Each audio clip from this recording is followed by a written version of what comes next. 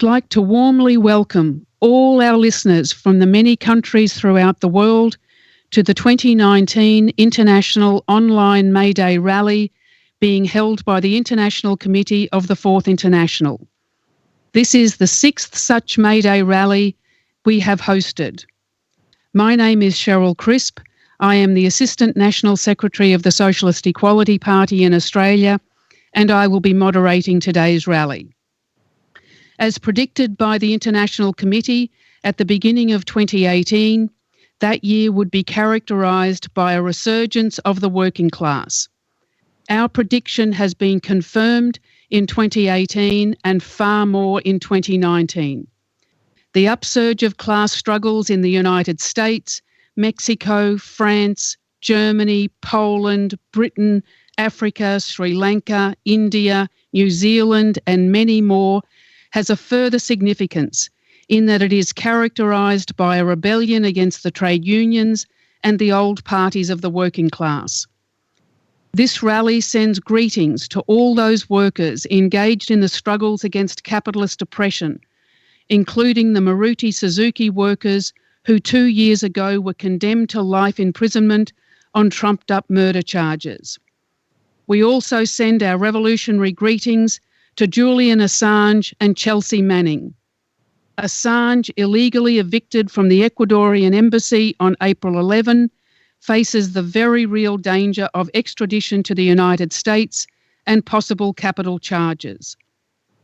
Manning has already been rearrested and has been jailed for the last 8 weeks for refusing to bear false witness against Assange. The ICFI stands intransigently in the defence of both class war prisoners.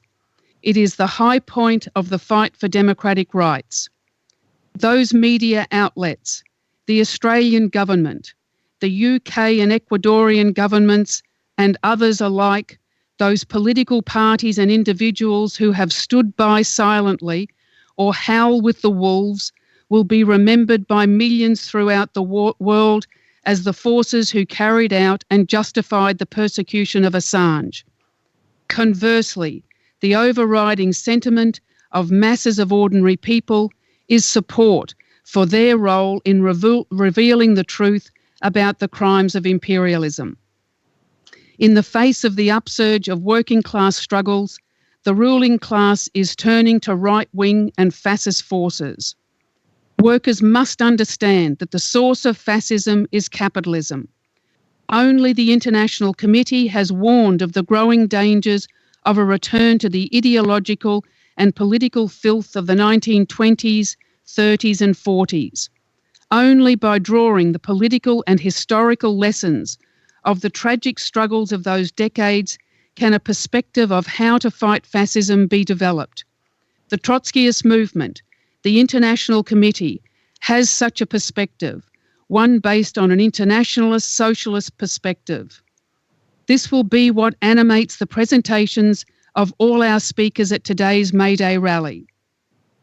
We will feature speakers from all our sections internationally who will be joining the rally from different parts of the world and from different time zones.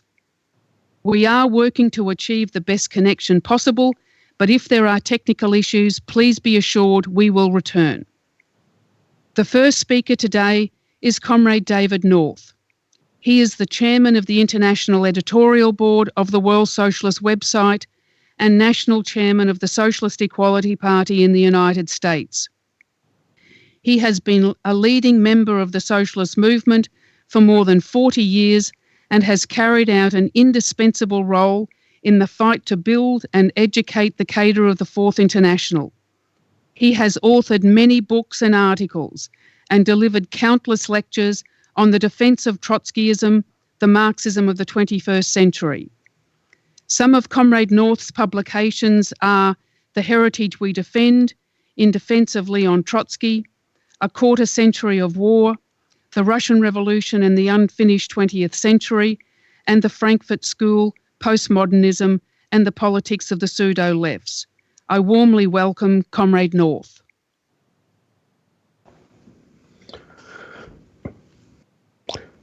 Comrades and friends, in the not too distant future, When historians begin to reconstruct and explain the origins of the revolutionary convulsions of the first half of the 21st century, an attempt to identify the point at which the threat to the very survival of the capitalist system was clearly recognized by the ruling elites, the scholars may well draw their students' attention to the annual meeting of the Milken Institute that was held in Los Angeles last week on April 29th and 30th.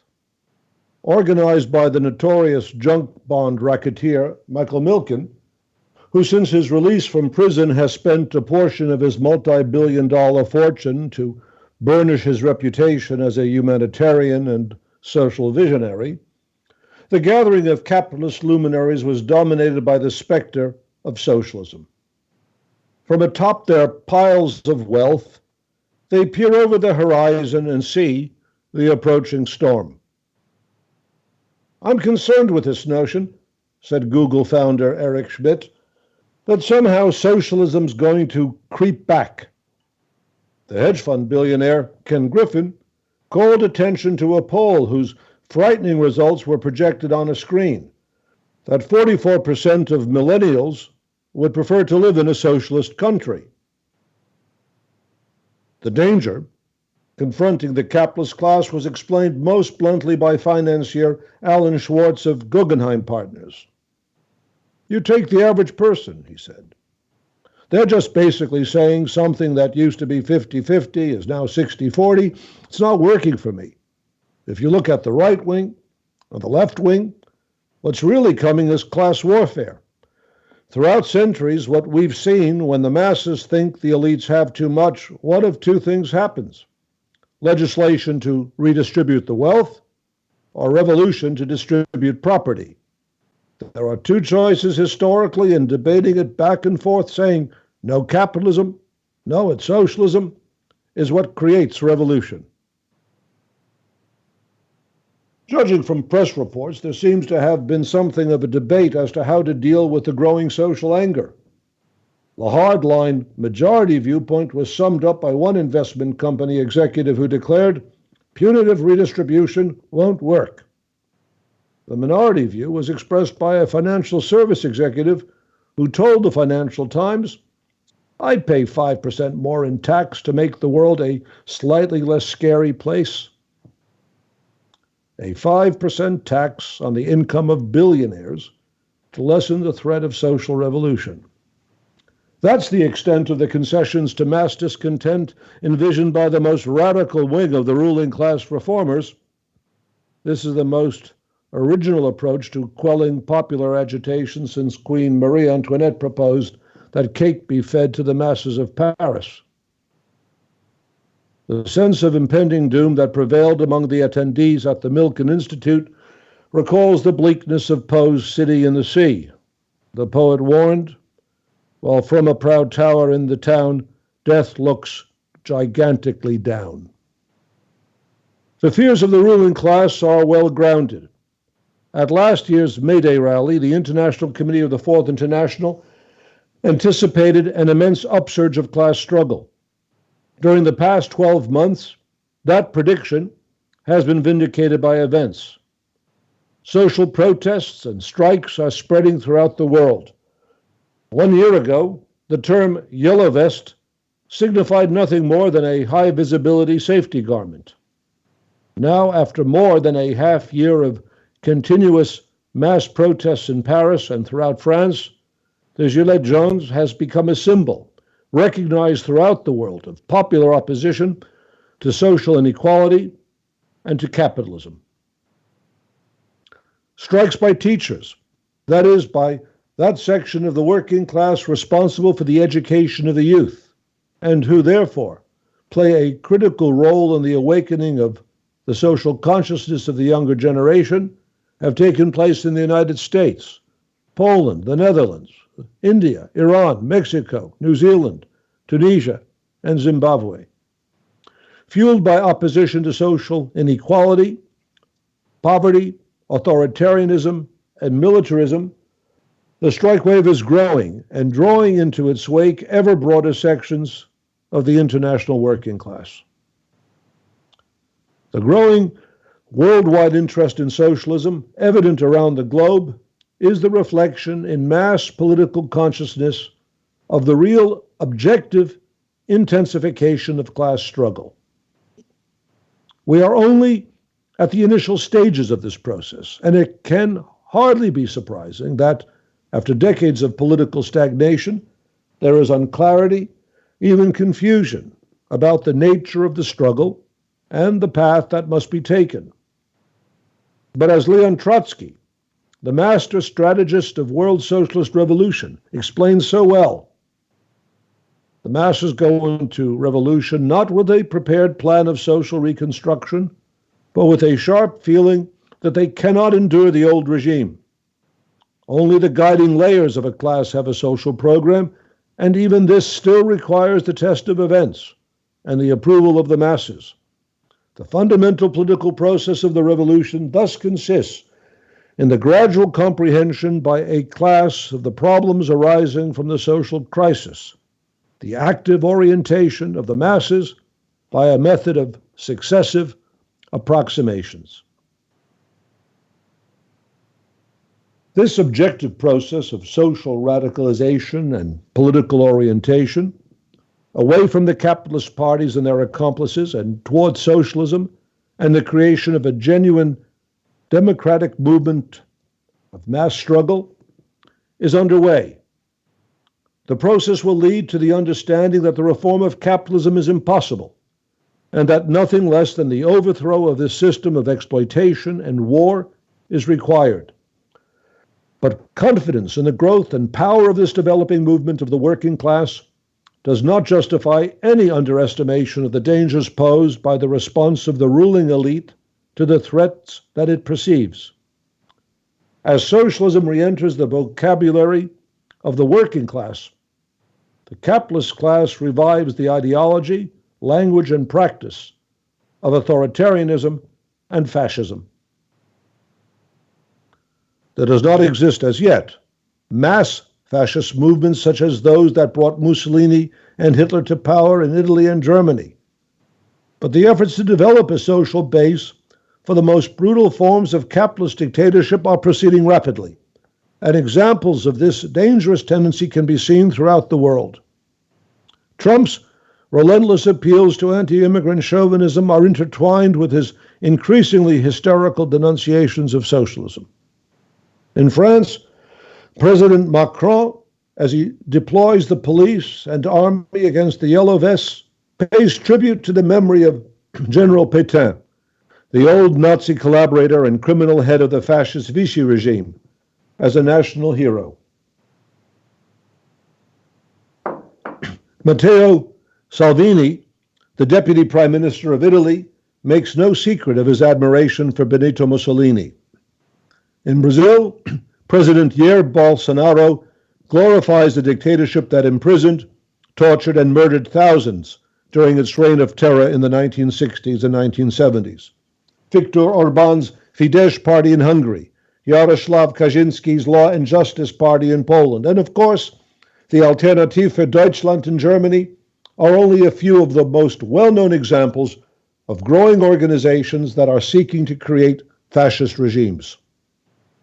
The emergence and growth of these movements are manifestations of a far advanced and universal breakdown within the ruling elites throughout the world of support for and adherence to the legal norms of constitutional democracy.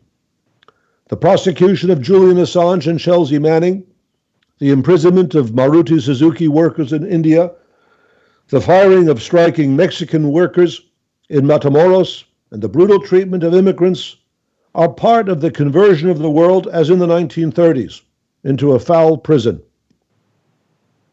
What is the objective economic and social basis of the growth of political reaction? The last 3 decades have witnessed an unprecedented concentration of extreme and obscene levels of wealth within an infinitesimal segment of the world's population. The principal mechanism for this concentration of wealth has been the staggering rise in share values on the world's stock exchanges, and especially in the United States. The principal aim of this economically parasitic policy has been to guarantee constantly rising share prices far beyond what can be rationally justified by corporate earnings.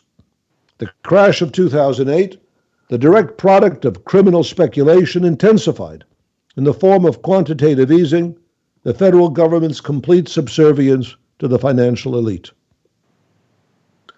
In late 2018, a very modest rise in interest rates triggered a significant sell-off on Wall Street.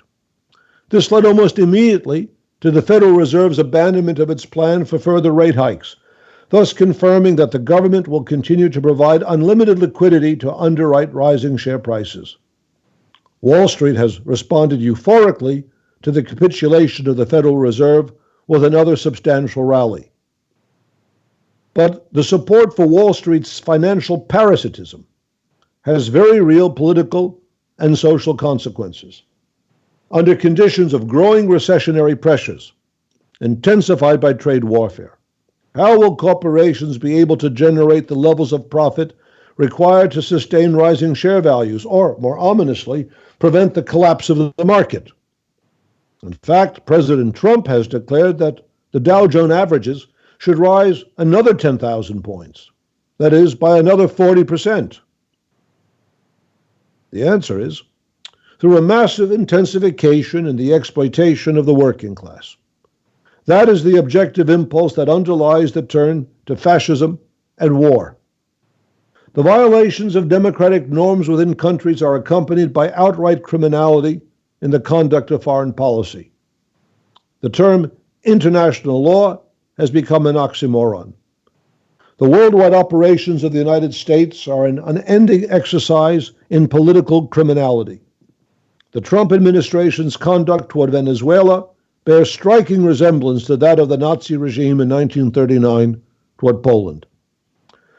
The violation of constitutional norms in the conduct of domestic policy and the resort to gangster methods in foreign policy are rooted in the final analysis in the crisis of the capitalist system. The desperate efforts of the United States to maintain its position of global dominance in the face of geopolitical and economic challenges from rivals in Europe and Asia require a state of permanent and escalating wars. This reckless policy will prevail with or without Trump. Indeed, the anti-Russia hysteria that has gripped the Democratic Party makes it reasonable to suspect that, were it to regain the White House, the danger of a world war will be even greater. And for those who still harbor illusions that the victory of Bernie Sanders would produce a kinder and gentler imperialism, let us take note of the fact that this practitioner of unprincipled and opportunist politics has denounced his political rival, former Vice President Biden, for underestimating the threat to American interests posed by China. No matter what verbal sallies the loquacious senator may direct from time to time against the billionaire class, Sanders' promotion of trade warfare is sufficient to brand him as an accomplice and lackey of American imperialism. Those who promote Sanders as a socialist, let alone a revolutionary, are perpetrating a political fraud. 30 years ago, in 1989, a series of events occurred which were to profoundly influence the course of social and political life in the ensuing decades. The Stalinist regimes in Eastern Europe began their self-liquidation. In China, the Maoist regime responded to the mass protest by ordering the massacre in Tiananmen Square in Beijing. In both cases, however different the political forms, the economic outcome was the reversion to capitalism.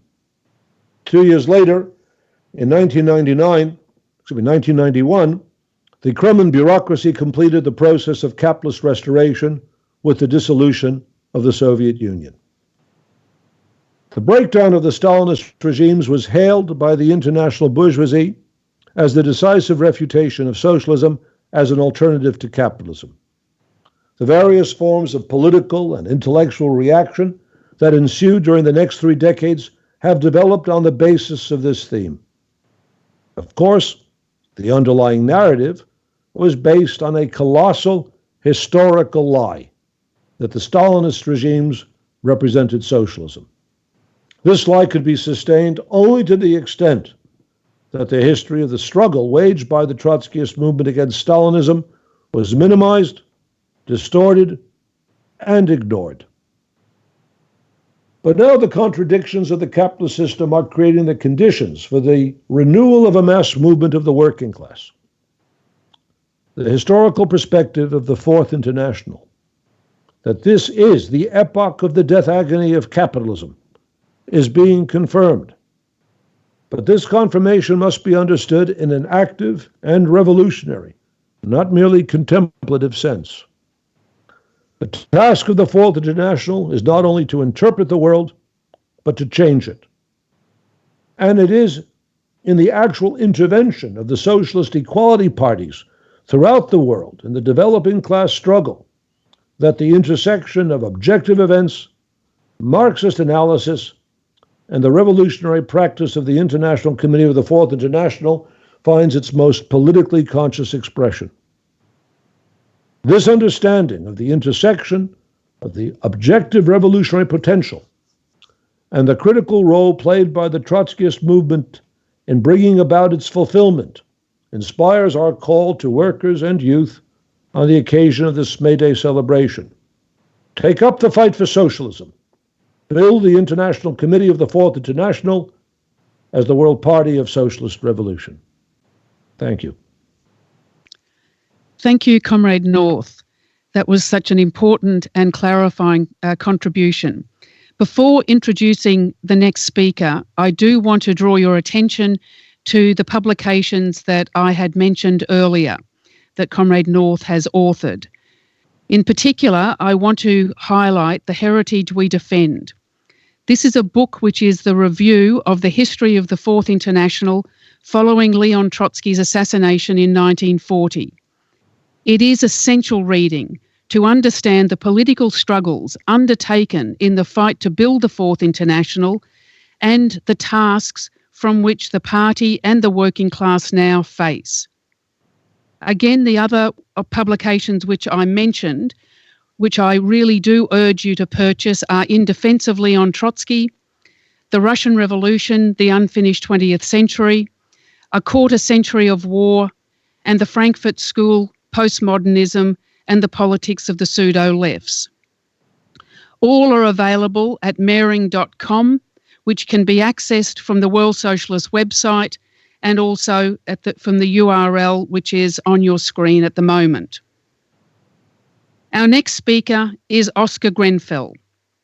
Oscar is a National Committee member of the Socialist Equality Party in Australia and the convener of the International Youth and Students for Social Equality.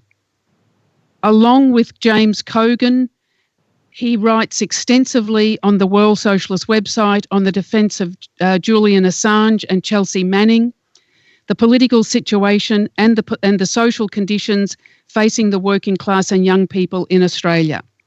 Oscar is one of the 8 SEP candidates standing in the Australian federal elections, and he is standing in the working class electorate of Parramatta. Oscar joins us from Sydney. Thank you, Oscar. One of the great traditions of the International Socialist Workers Movement on May Day is to extend our solidarity and support to all class war prisoners and to pledge to redouble our efforts to secure their freedom. Today, the most prominent class war prisoners in the world are WikiLeaks founder and publisher Julian Assange and the courageous whistleblower Chelsea Manning. They are being ruthlessly persecuted by the most powerful governments for their services to the international working class. Assange and Manning have committed no crime. They are being targeted for exposing the illegal wars, mass surveillance operations, and daily diplomatic conspiracies of the US and all of its allies. At this celebration of International May Day, the WSWS, the ICFI, and all of its sections commit to deepening our protracted campaign against the attempts to extradite Assange to the US and to win his freedom. We also pledge to expand our struggle for the immediate release of Chelsea Manning. This is a decisive political fight for the working class and for all defenders of democratic rights. We have gathered just over 3 weeks since Assange was dragged from Ecuador's London embassy and arrested by the British police.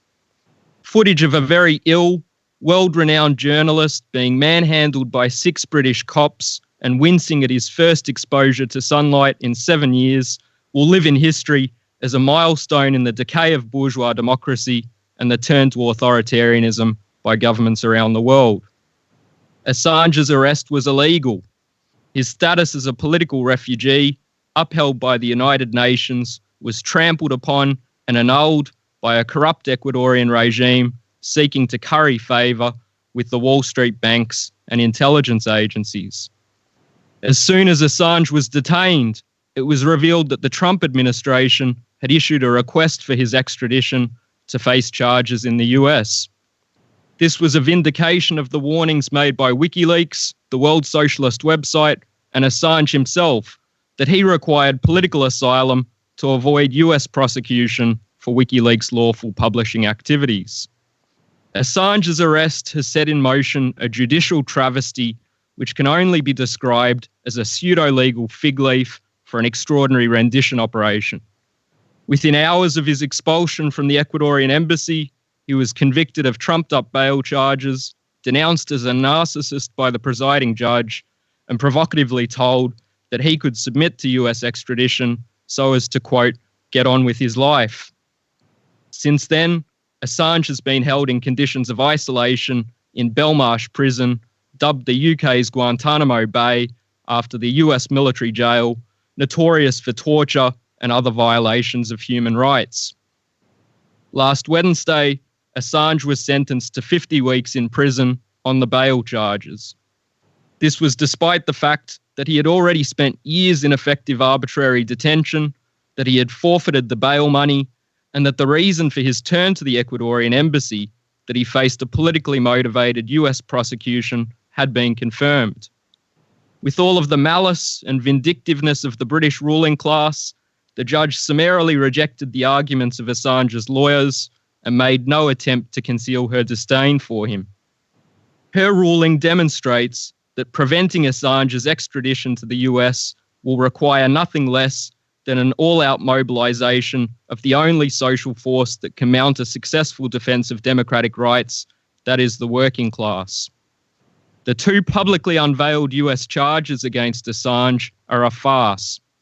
They centre on claims that an unverified chat log revealed that Assange and Manning had attempted to crack a US military computer password. In fact, there is no evidence that the password was ever accessed.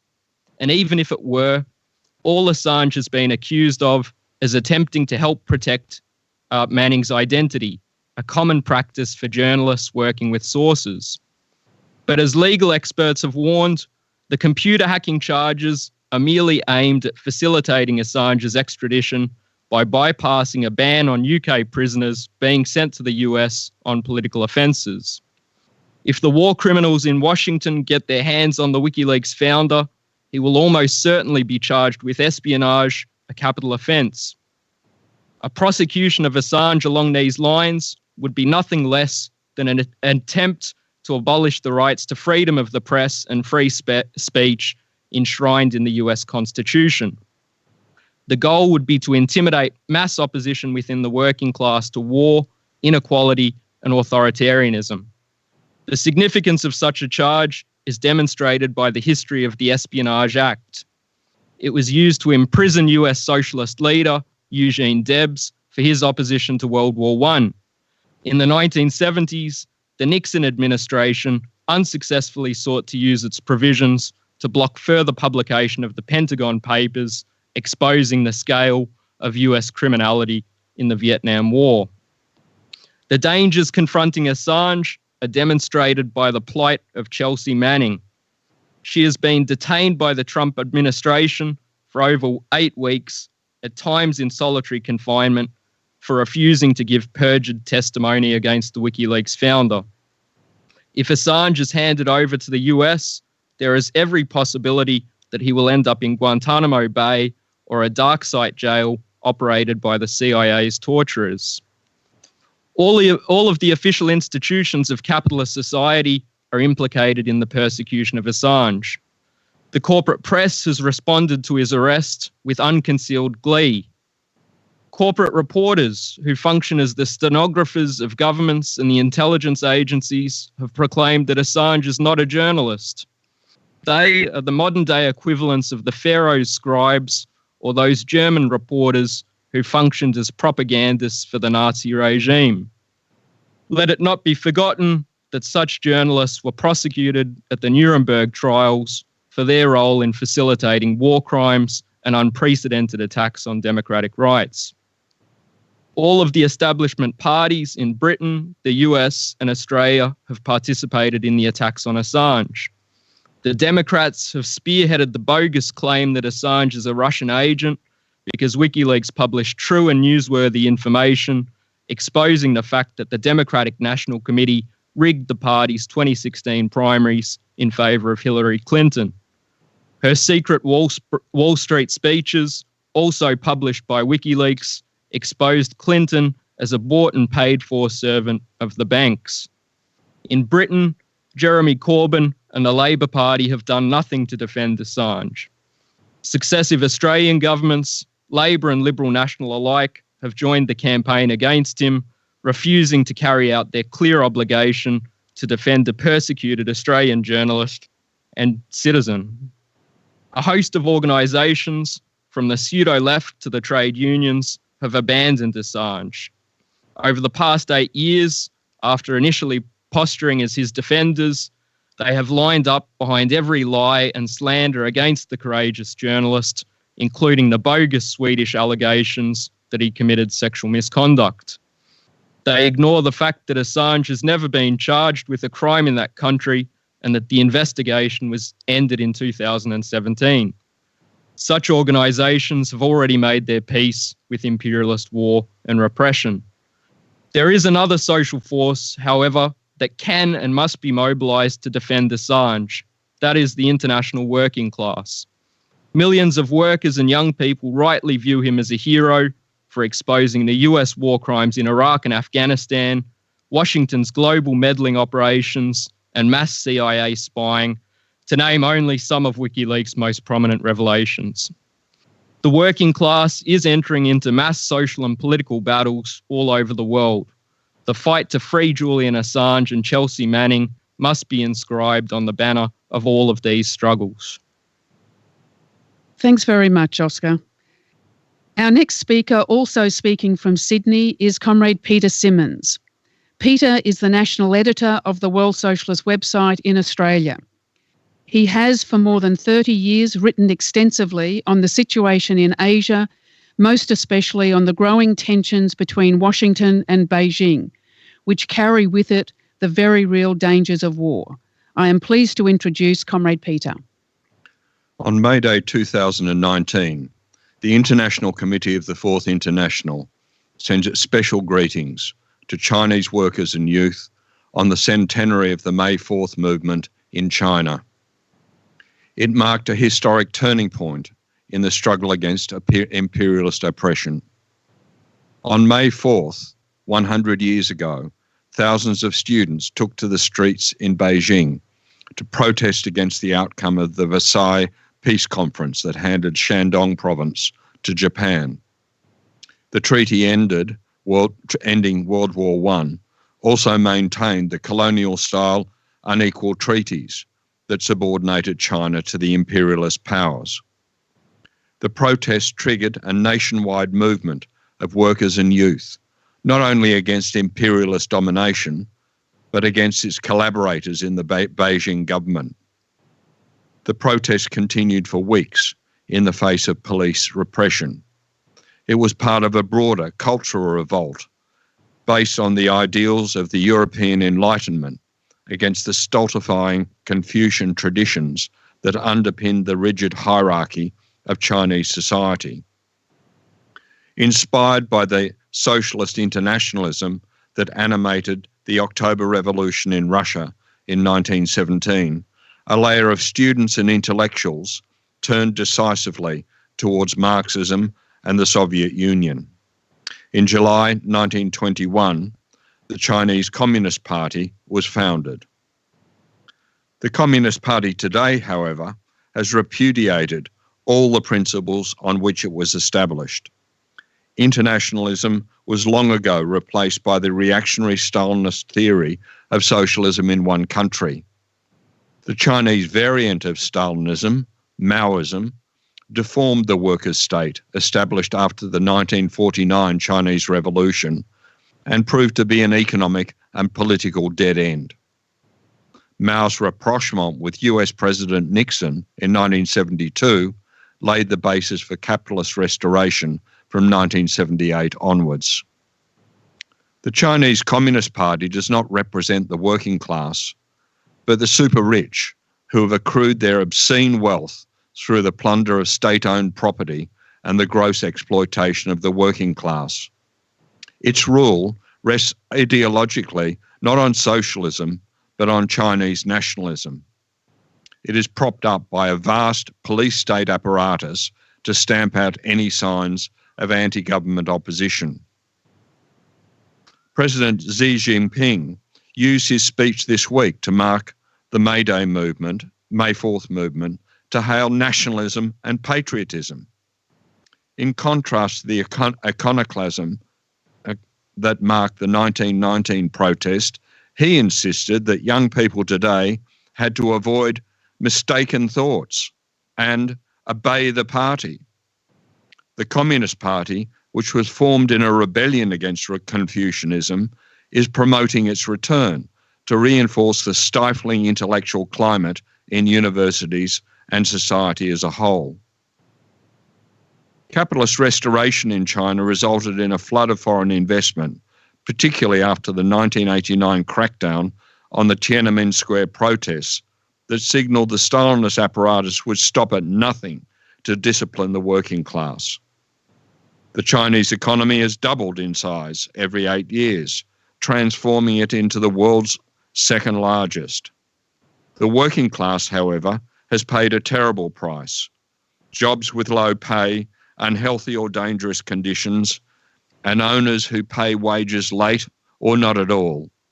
There is no right to strike or protest, and millions of rural migrant workers have no residency rights or access to urban services. The social inequality is staggering. China has gone from one of the most equal societies to one of the most unequal societies in the world. It is home to more dollar billionaires than any other country, except the United States. While Chinese workers struggle to survive on an average of $370 a month, the wealthiest individual, Tencent Corporation Chairman Pony Ma, has a personal wealth of almost $40 billion. Moreover, China's economic growth has put it on a collision course with US imperialism, which threatens a catastrophic war. The Communist Party has no answers. On the one hand, it kowtows to Washington in the hope that it will buy some time. On the other, it is engaged in an arms race with the US that can only end in conflict and a nuclear disaster for all of humanity.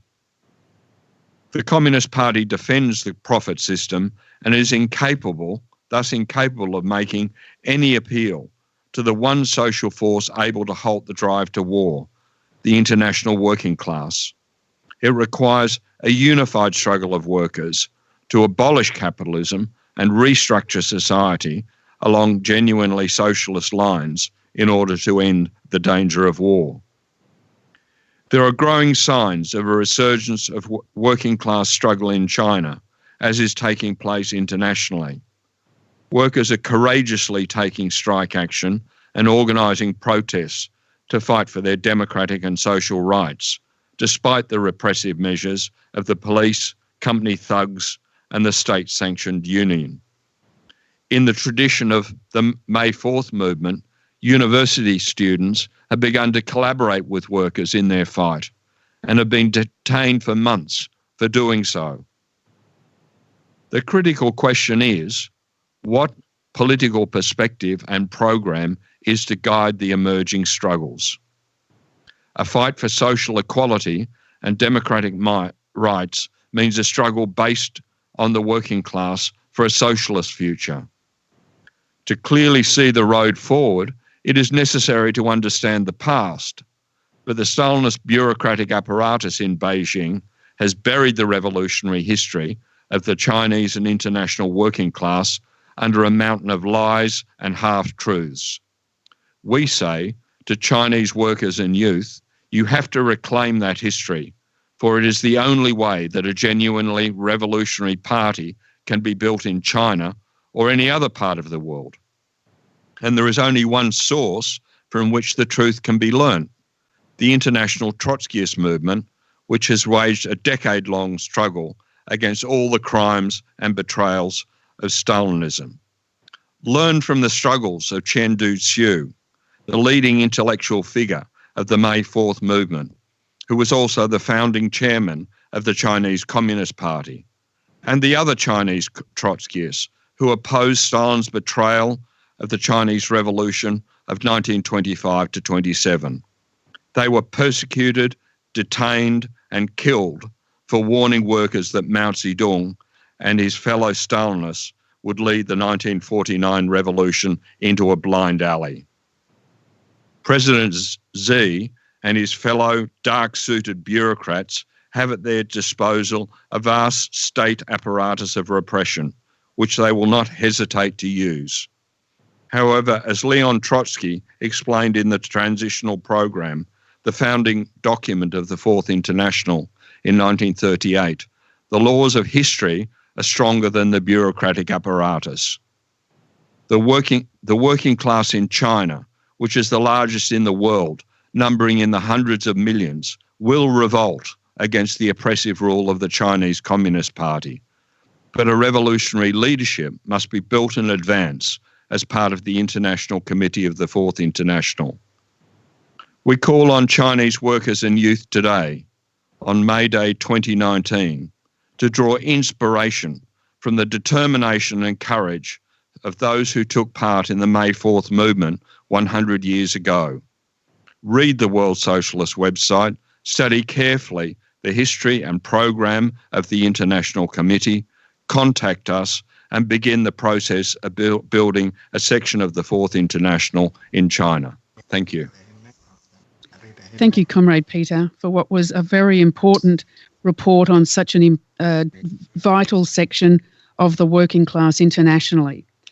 Before I introduce our next speaker, I just wanted to give a sense to everybody of the number of countries which we have listeners attending at today's rally. They are Norway, Sri Lanka, multiple sections in the United States and cities, France, Costa Rica, Germany, India, Australia, Canada, Timor-Leste, the United Kingdom, Poland, and the Philippines. I think it really does reflect the international attractiveness and importance of our rally to many workers internationally. If you want to, and feel free to leave comments in the comment box below our May Day window, and undertake a political discussion from that standpoint. Our next speaker is Comrade Tom Peters. Tom is the leader of the Socialist Equality Group in New Zealand. Comrade Tom joined in 2010 and is well known throughout the country for his articles and on the growing movement of the New Zealand working class, the political situation in that country and in the Pacific, and recently on the shocking terrorist attack in Christchurch by Australian fascist Brenton Tarrant. Tom speaks to us from Wellington, and I welcome you today to this rally, Tom. Thank you. At this May Day rally, the International Committee of the Fourth International is making the most urgent warning to workers and young people throughout the world about the growing danger of fascism. The horrifying March 15 terrorist attack on 2 mosques in Christchurch, in which 51 people, including young children, were killed and dozens more injured, was the product of the systematic promotion of right-wing extremism internationally. The gunman, Brenton Tarrant, was not a disturbed lone wolf as depicted by police, politicians, and the media. He was a highly conscious fascist who actively supported racist and anti-Muslim groups in Australia and in Europe, which have been emboldened by the lurch to the right in official politics. Unlike in the 1920s and 1930s, fascism does not yet have a mass political movement, but it is being deliberately cultivated by the political establishment, state agencies, the corporate media, and right-wing academics. As the ICFI warned in January, quote, "The growth of far-right and fascistic movements, including the revival of anti-Semitism, poses immense danger to the working class. Under conditions of deepening capitalist crisis, unprecedented levels of social inequality, and preparations for world war, the ruling elites are resurrecting all the political filth responsible for the worst crimes of the 20th century." End quote. Like other far-right terrorists in the United States, the Christchurch shooter was inspired by the 2016 election victory of President Donald Trump. His manifesto calls Trump a symbol of white renewal because of his statements encouraging racist violence and attacking Mexican and Muslim immigrants as, quote, invaders. Trump is only the most blatant personification of a global phenomenon. In Australia, where Tarrant grew up, successive Labour and Liberal national governments have demonised refugees and imprisoned thousands in appalling conditions, while participating in criminal US-led wars in Iraq, Afghanistan, and Syria, encouraging the growth of racist parties such as One Nation. Extreme nationalist parties are in government in Italy, Poland, Hungary, and Austria, and have entered parliaments in many other European countries, including in Germany, where the fascist Alternative for Germany is the main parliamentary opposition in the Bundestag, and the coalition government has adopted its anti-immigrant policies. New Zealand's Prime Minister Jacinda Ardern responded to the Christchurch massacre with hypocritical denunciations of racism and appeals for kindness and compassion towards Muslims and immigrants. She has been depicted virtually as a saint in countless articles in the American, British, and Australian media, as well as in New Zealand. This international campaign to glorify Ardern is based on the most shameless lies and distortions. Its aim is to cover up the fact that her Labour Party-led coalition government and all the parties in Parliament have created the conditions for the growth of the extreme right by supporting wars abroad and whipping up xenophobia at home. For more than 100 years, the Labour Party has advanced anti-immigrant and nationalist policies and viciously opposed the internationalist program of socialism to unite workers in every country against the capitalist and nation-state system. Following the Russian Revolution, the Labour Party supported racist white New Zealand legislation to severely restrict immigration from China and other Asian countries. The first Labour government, elected during the Great Depression in 1935, had an openly anti-Semitic immigration policy and accepted only a small handful of Jewish refugees fleeing from the Nazis in Europe. Like social democratic parties throughout the world, in the years following the 2008 financial crash, New Zealand Labour scapegoated foreigners for the sharp drop in living standards brought about by brutal austerity measures which have been supported by all the parties in Parliament. Jacinda Ardern herself campaigned in the 2017 election demanding a major cut to immigration by up to 40%, and while Labour and the trade unions scapegoated migrants for low wages, unemployment, and the refusal of successive governments to provide enough housing, healthcare, and other basic services. The Labour Party then formed a coalition with the anti-immigrant New Zealand First Party, a Trump-like formation which has frequently demonised Asian and Muslim immigrants using language very similar to that which appears in the Christchurch shooters' manifesto. New Zealand First leader Winston Peters is now playing a leading role in determining foreign and defence policy and cementing New Zealand's alignment with US war preparations against China. To prevent public discussion about the striking similarity between Brenton Tarrant's fascist ideology and the racism and xenophobia that's spouted by the political establishment, New Zealand's chief censor has banned the Christchurch terrorists' manifesto. This blatantly anti-democratic decision means that anyone found in possession of the document is threatened with up to 10 years in prison. The manifesto makes clear Tarrant's hatred of Marxism and socialism, his admiration for the trade unions and their nationalist and anti-immigrant policies, and his sympathy for the military and the police, which he estimates in Europe employ hundreds of thousands of right-wing nationalists. There is palpable anger among masses of people around the world that the Christchurch atrocity, New Zealand's worst ever mass shooting outside wartime, was not prevented, despite the immense resources and powers available to the police and spy agencies in New Zealand and Australia. Not only did these agencies turn a blind eye to multiple warnings of anti-Muslim and neo-Nazi violence, it has been revealed that police deliberately shielded Tarrant. In 2016, the Christchurch shooter sent a death threat to an opponent of the racist United Patriots Front in Australia, which stated, quote, "If you are a Marxist, I hope you one day meet the rope." This threat was reported to police in Melbourne, who dismissed it and made no record of the complaint. The political explanation for this is that the state sympathises with the extreme right and shares its hostility to Marxism.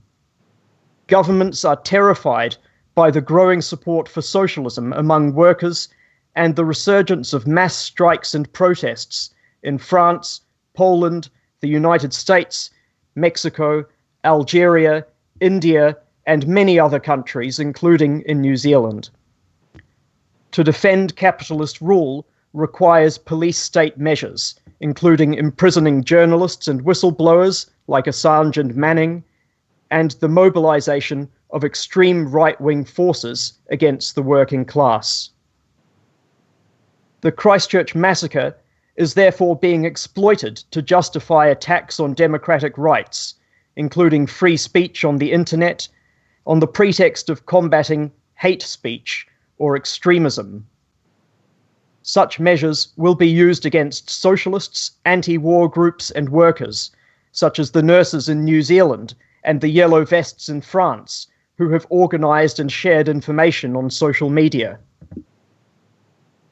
There is widespread opposition to the far right internationally, as demonstrated at vigils throughout New Zealand and Australia, mass protests against Trump's election, and against the alternative for Germany. Millions of workers and youth can see the danger and are determined to fight to prevent a repeat of the horrors of the 20th century. The vital lesson of the 1930s and 40s is that fascism cannot be defeated by appealing to the state or capitalist parties, but only through the fight to overthrow capitalism and build a socialist society. That is why the urgent political task facing everyone listening today is to join and help build the ICFI and its sections around the world as the conscious socialist leadership of the working class, independent and opposed to the established parties, the trade unions, and their pseudo-left cheerleaders, which have all helped to create the toxic environment of nationalism, xenophobia, and militarism. Thank you. Thank you, Comrade Tom. Following on from Tom's report, I would like to introduce our next speaker, Comrade Christoph van Dryer. Christoph is the Deputy National Secretary of the Socialist Equality Party in Germany. Christoph has led the campaign of the SGP to expose the development of far-right and fascist forces developing in Germany, their promotion by prominent academic Jörg Barbarowski, and their close relationship to the German government and state. Comrade Christoph has written the book Why Are They Back?, which exposes the campaign to relativise the crimes of the Third Reich. It has been recently translated into English and published in Britain, the United States and Australia. I welcome you, Comrade Christoph, speaking from Berlin at an unhealthy almost 3 o'clock in the morning. Thank you very much, Cheryl. On behalf of the German section of the ICFI, the Sozialistische Gleichheitspartei, SGP, I would like to bring revolutionary greetings to this rally. This May Day takes place under extraordinary conditions, while the ruling class is promoting authoritarian and even fascistic forces. The working class is being radicalized and entering into struggle. If one were to base oneself on the official press, it would appear that the whole of society is moving sharply to the right. In the European Union, 10 countries are already governed by extreme right-wing parties. The right-wing extremist and anti-Semitic Prime Minister of Hungary, Viktor Orban, recently met with Italy's fascistic Interior Minister Matteo Salvini to announce a new right-wing alliance throughout the continent. In Austria, the far-right FPÖ just distributed a party leaflet on Adolf Hitler's birthday in the city where he was born, Braunau, attacking the integration of refugees and calling them Reds. This had no impact upon the coalition with the conservative ÖVP. But the shift to the right is not limited to the governments, including openly fascistic parties.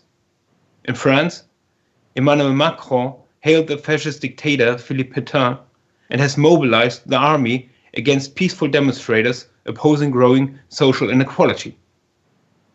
In Germany, the grand coalition of the conservative CDU and the social democratic SPD is carrying out the program of the far-right AfD. They are building up a network of deportation camps for refugees all over the country. They are rapidly rearming the German military and building up a police state. The Secret Service is closely collaborating with the far-right AfD and is surveilling and attacking everyone who seriously criticizes the far-right party. For the first time, the German SGP has been placed on the list of left-wing extremist organizations because it criticized capitalism, nationalism, and the AfD. There's no question about it. The ruling elite is shifting rapidly to the right, and capitalism is leading once again to fascism and war. But the broad masses of the working population are deeply hostile toward this development. In Berlin alone, hundreds of thousands of workers have demonstrated against the AfD. They have not forgotten the experiences of the 1930s and 40s when the bourgeoisie consciously brought Hitler to power to smash all opposition to social inequality and war. Workers remember the consequences of this conspiracy. Today, it is impossible to walk through the German capital without coming across memorials and historical traces of annihilation. There is not a family that was not deeply affected by these horrific events. In opposition to the ruling elite, the working class is moving to the left. There are mass strikes in Eastern Europe, protests against the social attacks of the Syriza government in Greece, and the movement of the Yellow Vests in France. And this is only the beginning. In Germany, a movement is growing against rising rents, in which the demand for the expropriation of the landlords is on everyone's mind. The chasm between the ruling class and the population has become unbridgeable. And that is why the ruling class is heading once again towards authoritarian and even fascistic methods. They now want to silence everybody who is even mentioning the word socialism. Last week, the leader of the youth organization of the Social Democratic SPD, Kevin Kühnert, stated in an interview that he's in favor of socialism and explained that socialism is, in his view, a set of mild reformist proposals that would, quote, restore the promises of the social state of the 70s and 80s. But even these tepid demands unleashed a storm of uproar in the trade unions, the government, the SPD itself, and virtually every newspaper in the country. Kühnert was compared to Stalin and attacked for his Marxist ideology, and the AfD called upon the Secret Service to go after the SPD politician, as they do against the SGP. The ruling elite no longer accept even distorted forms of any social criticism because its rule, the perverse enrichment of the very top of society and the drive towards imperialist war, has become incompatible with the social needs of the masses. This development confirms the SGP's fight against the return of fascism in Germany, which is summarized and developed in the book Why Are They Back? We exposed the attempts to falsify the history of the Third Reich, which are aimed at reviving all of its methods. And we showed that there is no opposition to this within the ruling elite.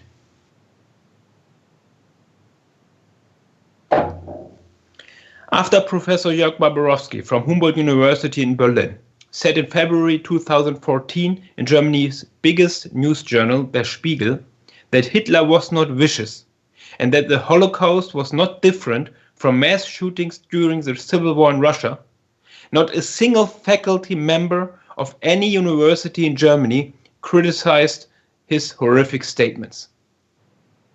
Quite the opposite. Representatives of all the parliamentary parties in Germany, including the Left Party, most of the corporate media, and a significant number of academics defended Barbarowski when the SGP and the IYSSE criticized his trivialization of the Nazi crimes. On the other hand, the SGP won widespread support from students and especially among workers. Barbarowski and co.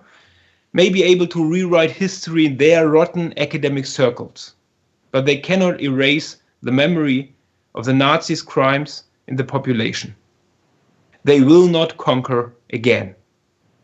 And that is not just the case in Germany.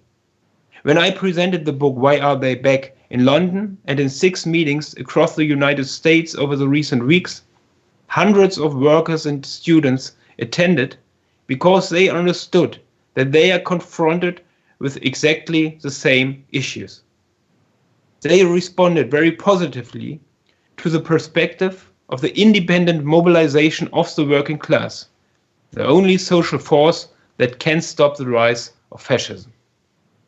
And the meetings themselves made very clear that it is not the German working class that alone will beat the rise of fascism, and not the American working class that alone will do so, but the international working class. But in order to do so, the working class requires a socialist perspective and a revolutionary leadership. This is a main lesson of the 1930s and of Trotsky's fight against the betrayal of the Social Democrats and the Stalinists, who played down the threat of fascism and refused to fight it. The central task is to build the International Committee of the Fourth International throughout Europe and internationally. That is the only way to stop the fascists. And this is the perspective we are fighting for in the European elections. Thank you very much. Thank you very much, Christoph. Before moving on, I really would urge everybody who is listening today to go to mehring.com and order a copy of Comrade Christoph's publication, Why Are They Back? It is essential reading for those who want to know not just how and why the resurgence of fascist forces is taking place, but most importantly, how to fight it. It is on the mehring.com site, And as I said, I would urge you to go and order it now. Our next speaker is Comrade Alex Lantier. He is the leader of the French section of the International Committee, which was founded in November 2016, the Socialist Equality Party in France. France has a working class with a long revolutionary tradition. The Yellow Vest movement, which has now reached its 24th week of protest, expresses this tradition. But determined as it is, what is required is a revolutionary perspective to guide it. The articles and analysis written extensively by Comrade Alex articulates this perspective, as well as the fight to unify the struggles of the European working class. Alex is also speaking from Berlin. Comrades and friends, I am pleased to bring the fraternal greetings of the Parti de l'Égalité Socialiste of France to this International May Day rally. We are celebrating on this day of the international working class the global resurgence of the class struggle, which is now shaking all of Europe. In France, the Yellow Vests have protested for nearly 6 months now against the austerity policies, the militarism, and the violent police repression of President Emmanuel Macron's government.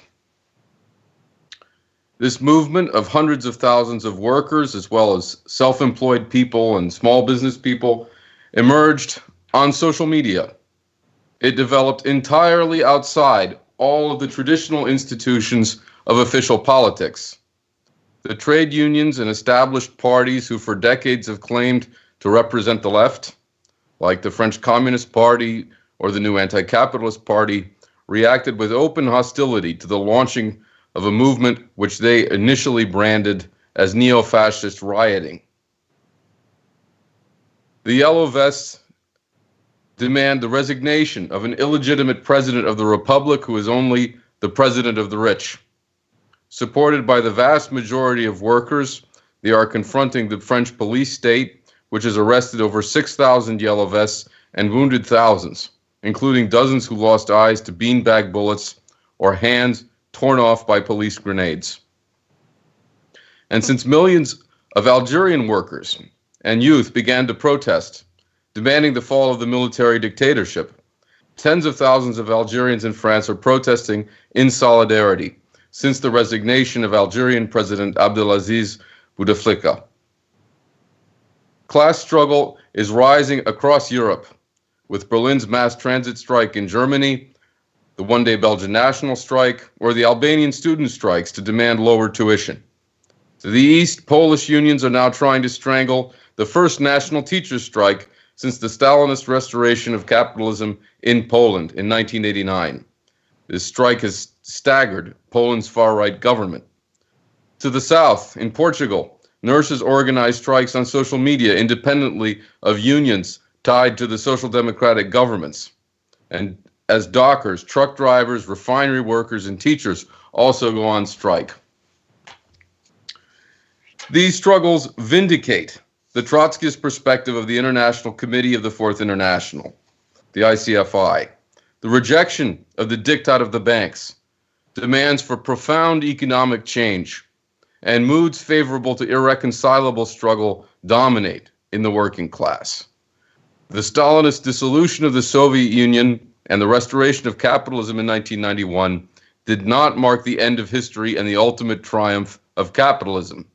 The era in which these events could suffice to suppress the class struggle is over.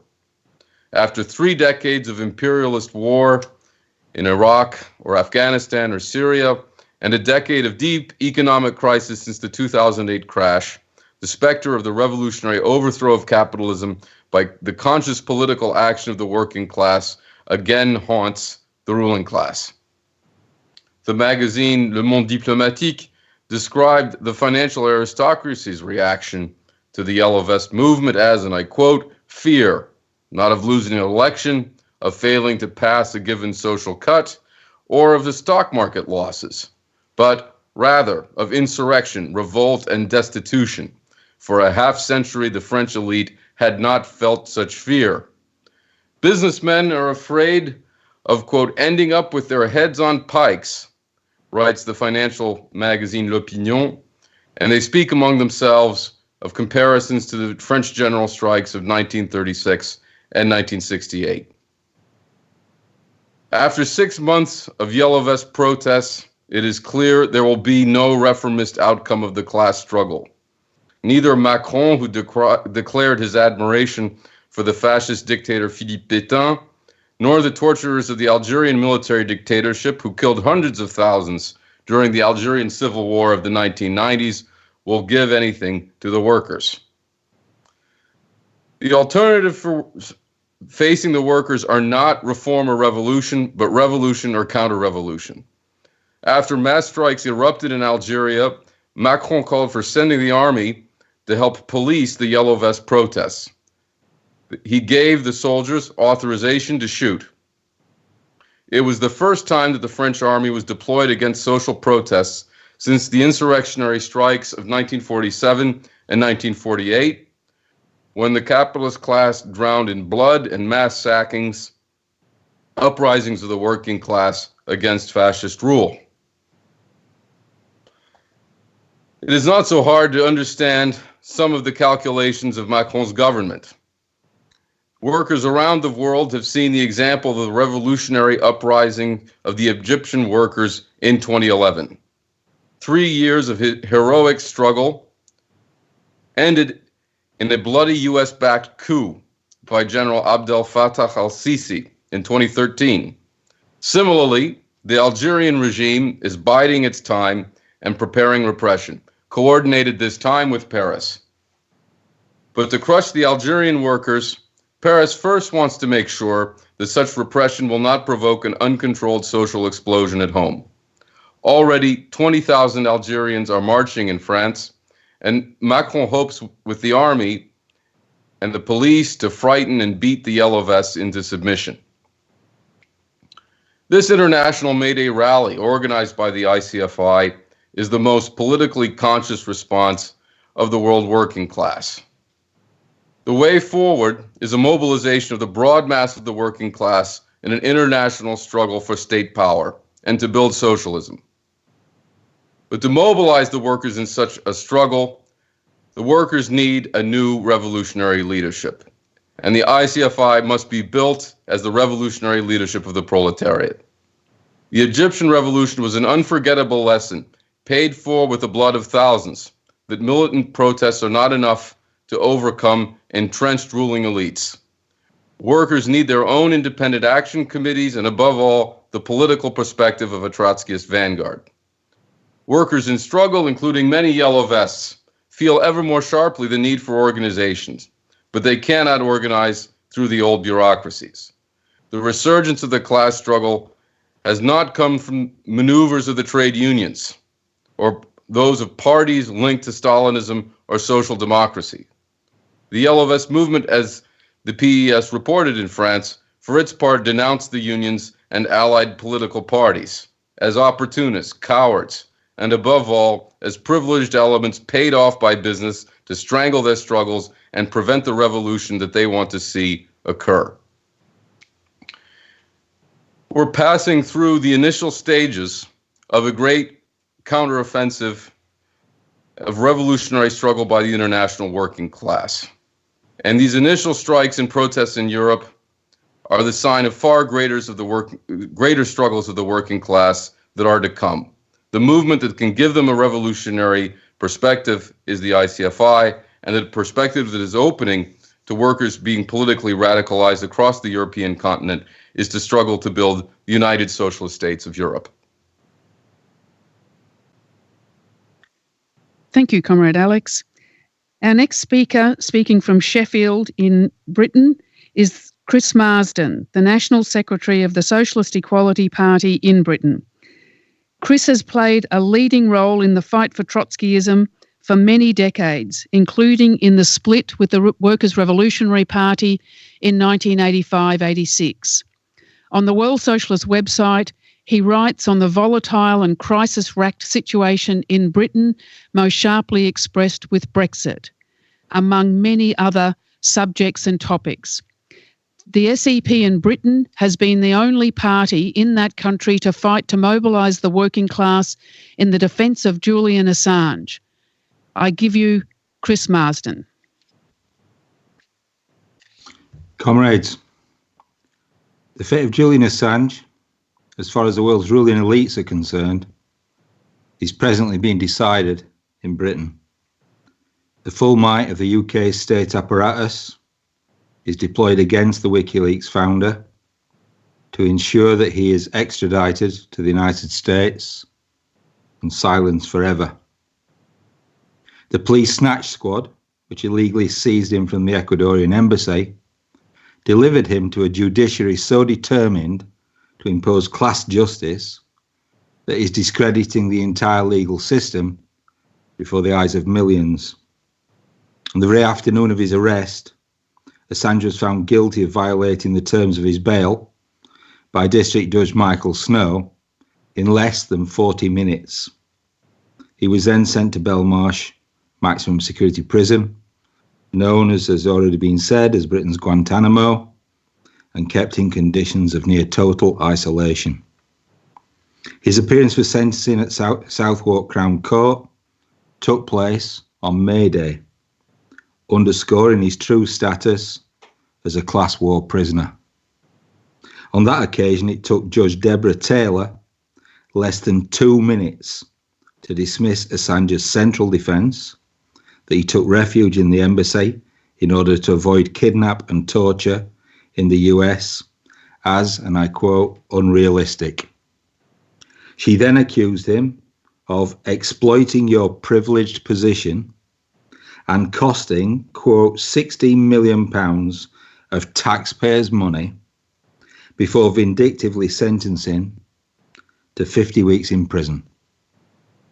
The very next day, proceedings were opened on extradition to the US, where, whatever denials are made, Assange faces charges under the Espionage Act that carry the death penalty.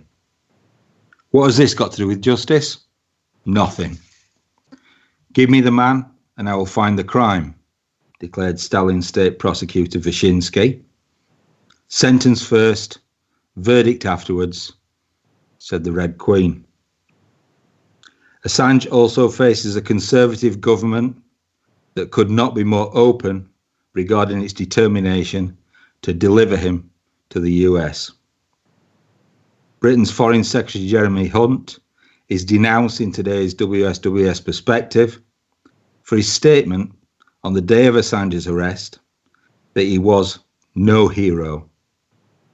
The arrest Hunt boasted was proof the rule of law operates in the UK for everyone.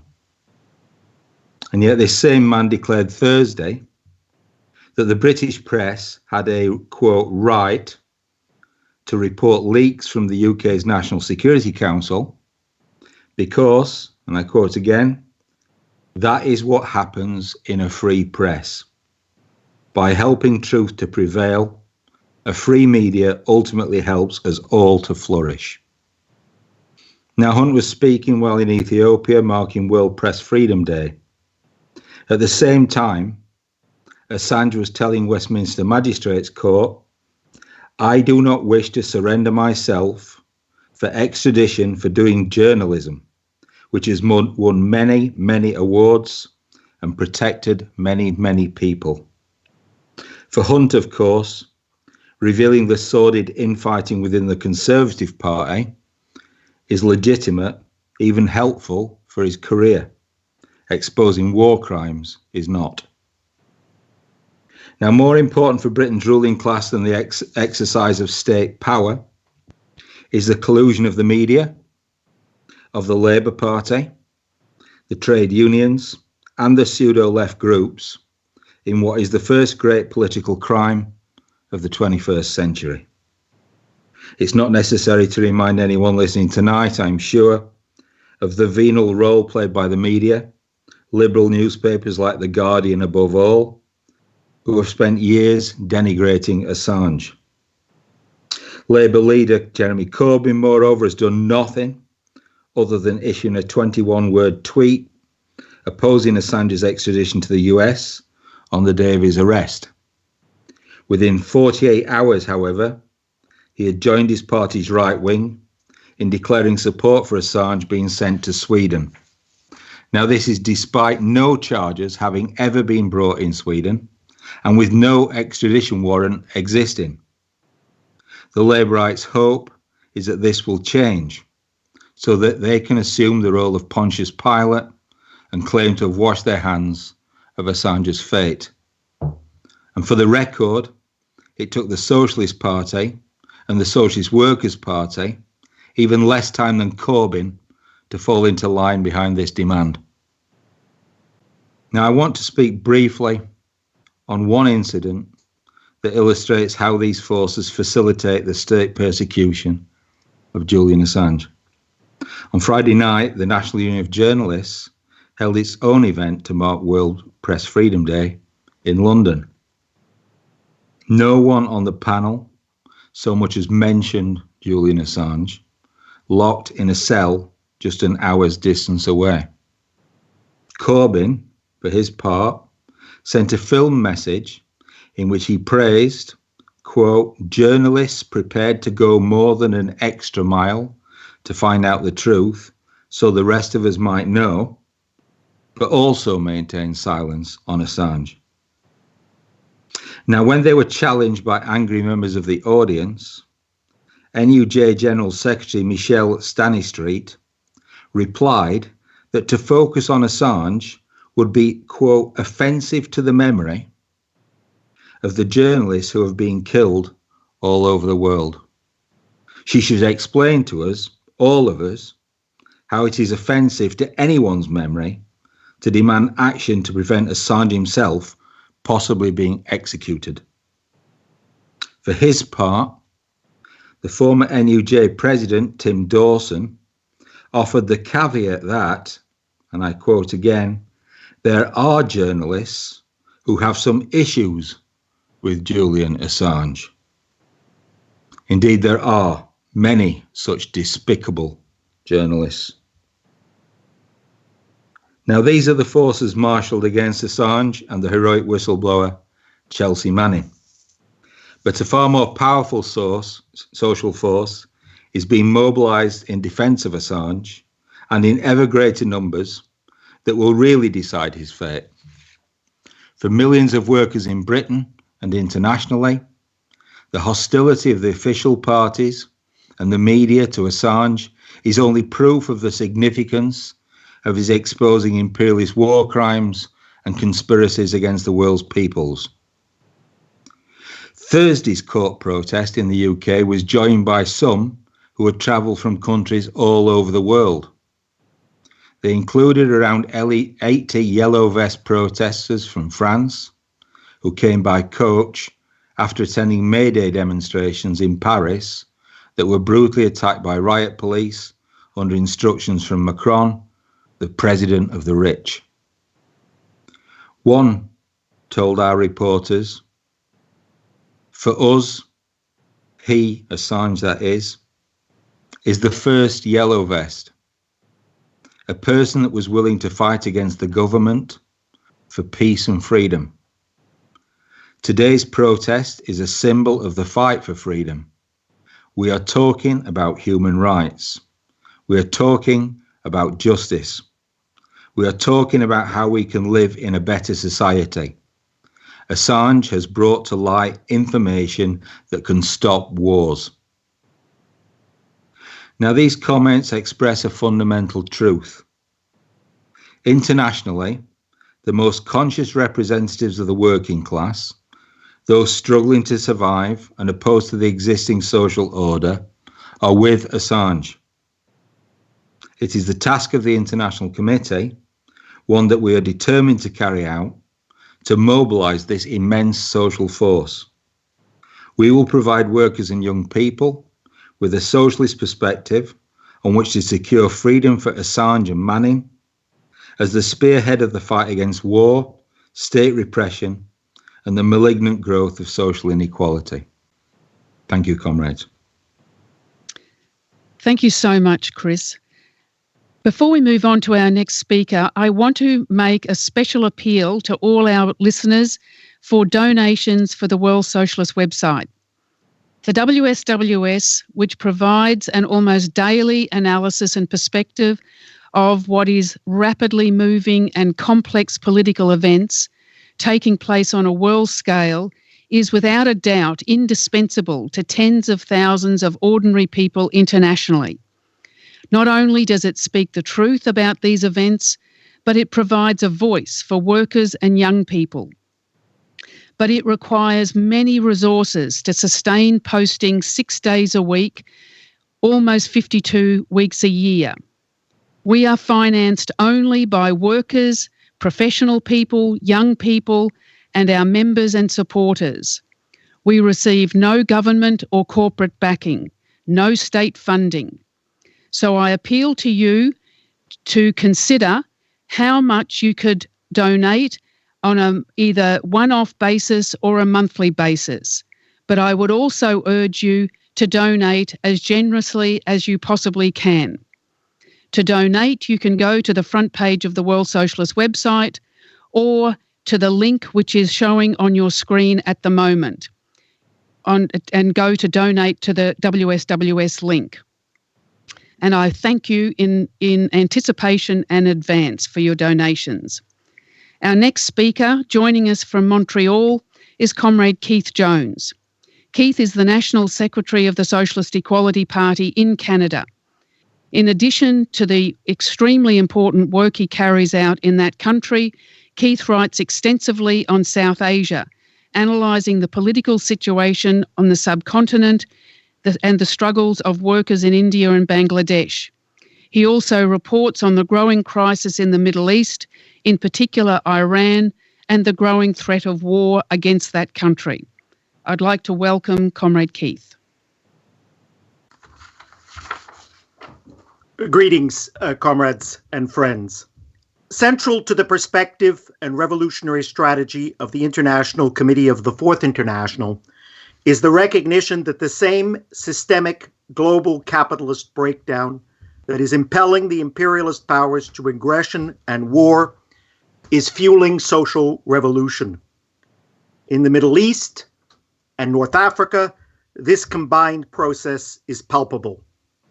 No part of the world has been more ravaged by the wars that U.S. imperialism has led and fomented since George W. Bush first proclaimed, in the wake of the Stalinist bureaucracy's dissolution of the Soviet Union, that Washington was establishing a new world order. There is not time to catalog all the horrors U.S. imperialism has perpetrated in the Middle East and North Africa over the past 3 decades in the name of human rights and the war on terror. But given Washington's vendetta against Julian Assange and Chelsea Manning, it is appropriate to note that the people of the Middle East, and above all Iraq, were the victims of many of the most important and chilling of the Pentagon and CIA crimes exposed by WikiLeaks. Through its endless aggressions and wars, U.S. imperialism has torn asunder complex societies and razed entire states in the Middle East and North Africa. Think Iraq, Syria, Libya, Yemen, and I could go on, resulting in millions of deaths and rendering tens of millions homeless and stateless.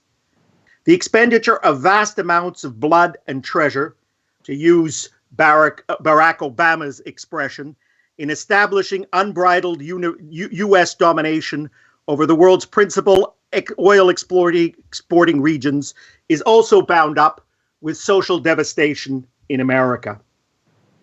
Yet these wars have manifestly failed to arrest the erosion of U.S. economic and global power.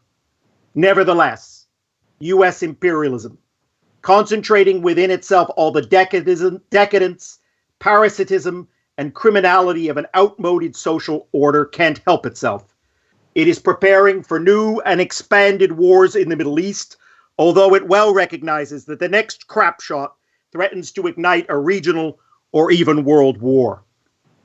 U.S. imperialism is intensifying its campaign through illegal unilateral sanctions to crash the Iranian economy and precipitate regime change. It is lavishing arms on Saudi Arabia and providing crucial logistical and military support to Riyadh's assault on Yemen.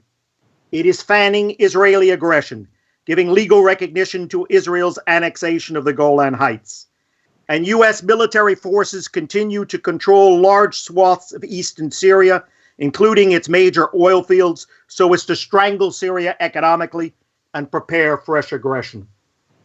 The European imperialist powers are no less predatory. They too are patrons of the House of Saud and the bloody Sisi dictatorship in Egypt, and they too defend the Zionist state's brutal subjugation of the Palestinian people to the hilt. Their differences with Washington. The Europeans have, for example, argued for a more aggressive Western imperialist intervention in Syria, while opposing Washington's economic war in Iran, are the differences of rival gangsters over the division of the spoils. But the Middle East and North Africa are not just ravished by imperialist war and aggression. They are also being convulsed by the resurgence of global class struggle. The working class is striving to assert its interests in a region that is characterized by massive social inequality. And this is true of Israel as much as of Iran, Saudi Arabia, and Egypt, and characterized by brutal state violence.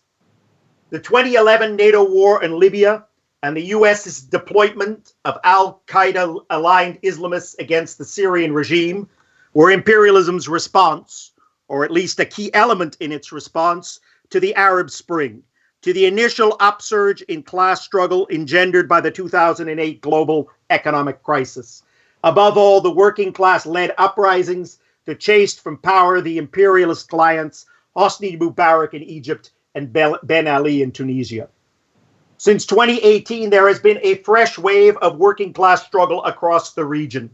This includes strikes and mass protests in Iran, public sector strikes in Israel, mass teacher strikes in Tunisia and Morocco, and months of mass protests in Sudan that caused the army, fearing revolution, to oust the dictator al-Bashir, who had himself seized power in a 1989 military coup.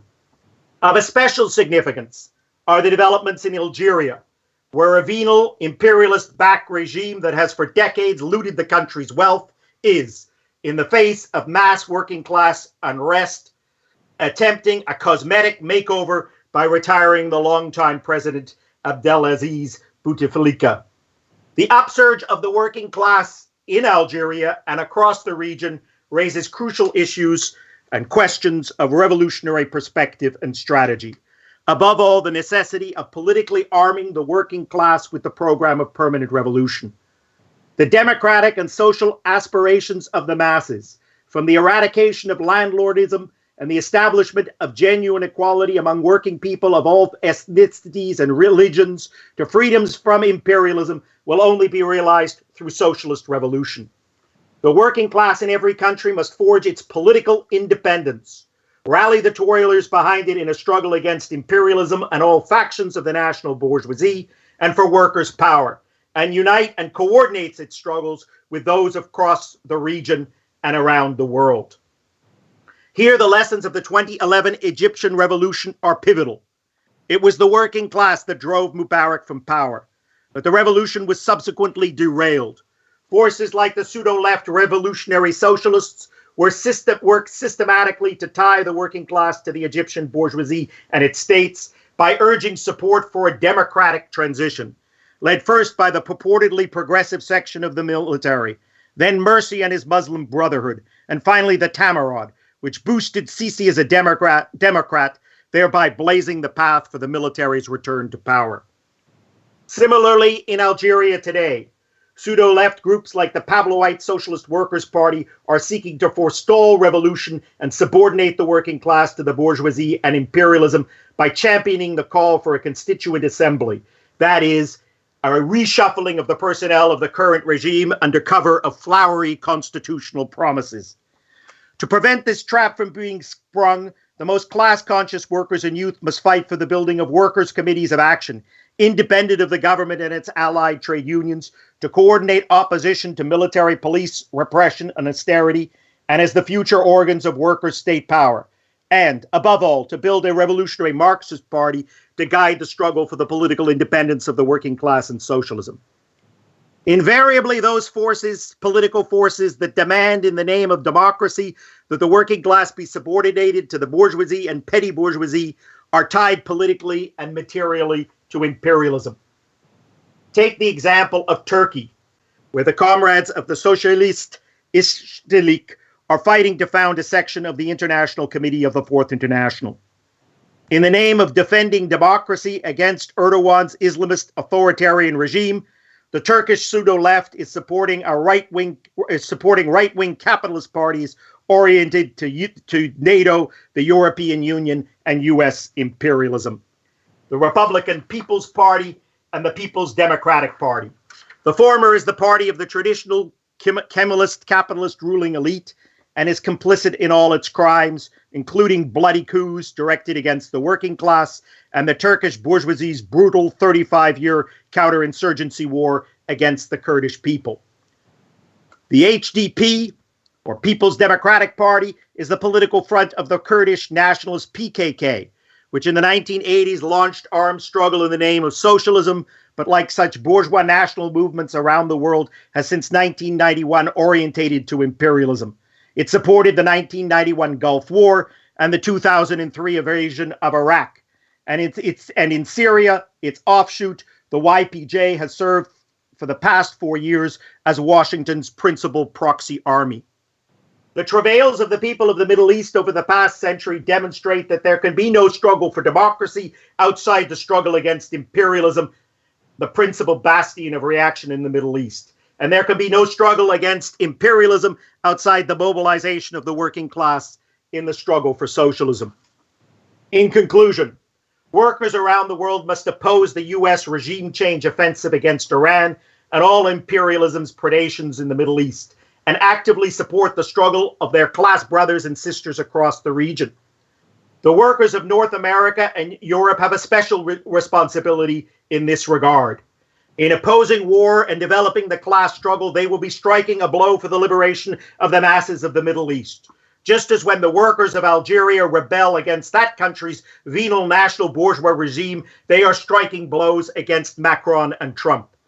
The objective unity of the working class animates the perspective of the International Committee of the Fourth International, and it must find expression in the coming period in the development of sections of the Fourth International across the Middle East and North Africa.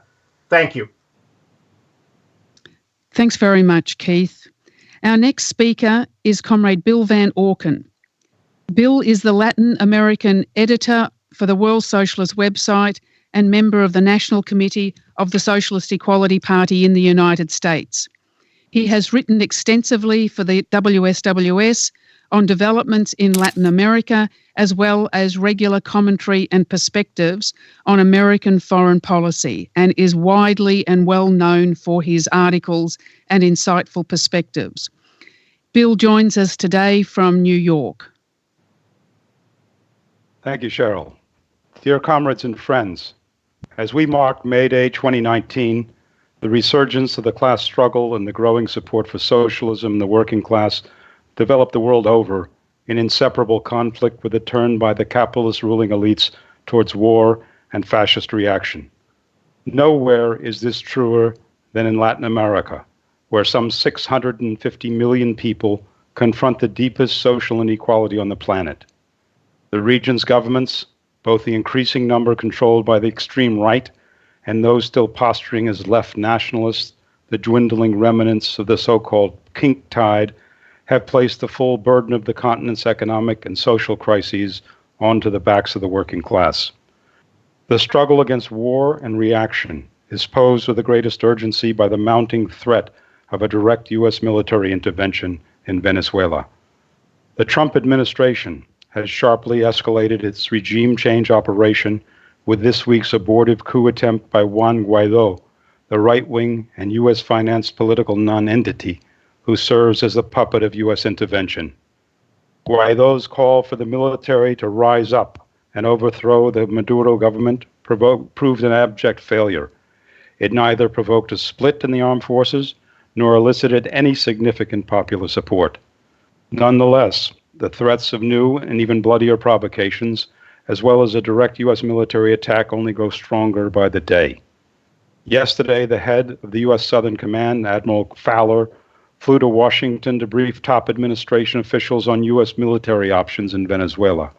There are reports that at least one aircraft carrier battle group is being sent to the waters off its shore. A noose is being steadily tightened around the country, with the imposition of economic sanctions on a scale tantamount to war. According to one recent estimate, the blockade of Venezuela has caused as many as 40,000 excess deaths by cutting off supplies of food and medicine.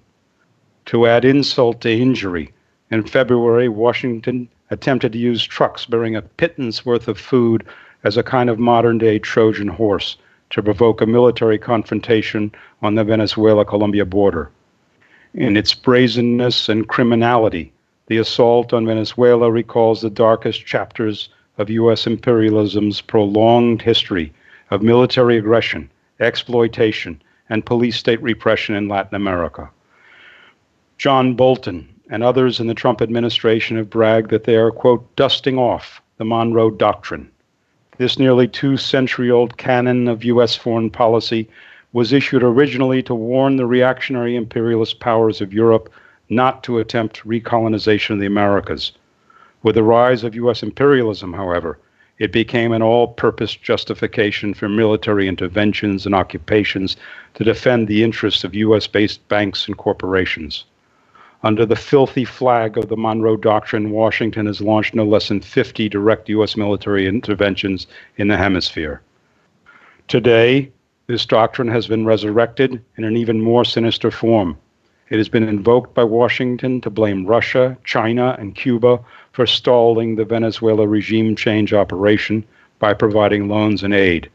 Top officials have demanded that these countries, quote, get out of Venezuela, imposing harsh new sanctions against Cuba, and even threatening military action against Russia. One Florida Republican congressman went so far as to suggest that Moscow had deployed nuclear weapons in Venezuela, comparing it to the Cuban Missile Crisis of 1962. U.S. officials have made no bones about the fact that their aim is to assert direct military control by U.S. energy conglomerates over Venezuela's oil reserves, the largest on the planet, and to roll back the substantial economic influence in the country and the wider region of Washington's so-called great power rivals, China and Russia. This threatens to turn Latin America into a battlefield in a nuclear Third World War. At the same time, the revival of the discredited doctrine reviled throughout Latin America is a response of a U.S. imperialism in decline, confronting the fact that even in its so-called backyard, it has been replaced by China as a principal source of foreign investment. The threadbare pretense, advanced as a cover for this exercise in criminality and plunder, is that Washington is supporting democracy in Venezuela, a claim that is echoed by a servile corporate media, as well as by Trump's supposed Democratic opponents, who from Biden to Sanders have all lined up behind the regime change operation. There is nothing new in this. 55 years ago, when Brazil's military overthrew the country's elected president, João Goulart, the New York Times responded as follows, and I quote, "If a single motivation could be detected in the coup, which was engineered jointly by a group of civilian state governors, all of them incidentally elected officials in their own right, and of military commanders, it was their concern to maintain the democratic framework in Brazil," close quote. The framework established in the 1964 coup was that of a military dictatorship that ruled the country with an iron fist for the next 2 decades and helped spread fascist military regimes that murdered, tortured, and imprisoned hundreds of thousands of workers and youth throughout the hemisphere. Who can believe that the Trump administration is concerned about democracy and the freedom of workers in Latin America? It shows its attitude towards these workers every single day on the southern border in the relentless hounding of refugees, fleeing conditions created by U.S. wars and Washington-backed dictatorships in Central America. These workers have been hunted down by fascist-minded border agents, thrown into concentration camps, and had their children ripped from their arms. There is, of course, also a domestic component to the waving of the sullied flag of the Monroe Doctrine.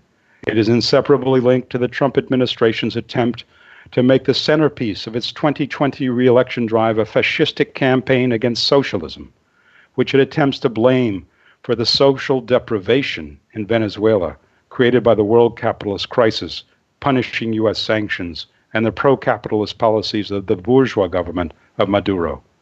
The struggle against the attempts of the U.S. ruling elite to promote a fascistic movement against the growth of socialist opposition within the working class finds its most immediate ally in the battle of Latin American workers against their own right-wing governments, from the fascistic former army captain Jair Bolsonaro in Brazil to the former self-proclaimed leftist Lenin Moreno, who proved his allegiance to imperialism by throwing open the doors of Ecuador's embassy in London to the British police snatch squad acting on Washington's demands for the rendition of WikiLeaks founder Julian Assange.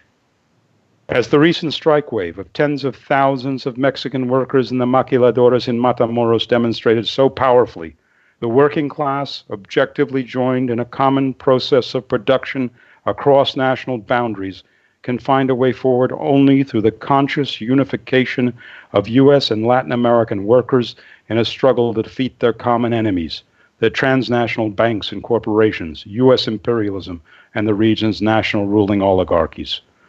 Only such a unified struggle based upon the program of socialist internationalism can defeat the threat of war in Venezuela, with its catastrophic implications for the entire continent and indeed the whole world.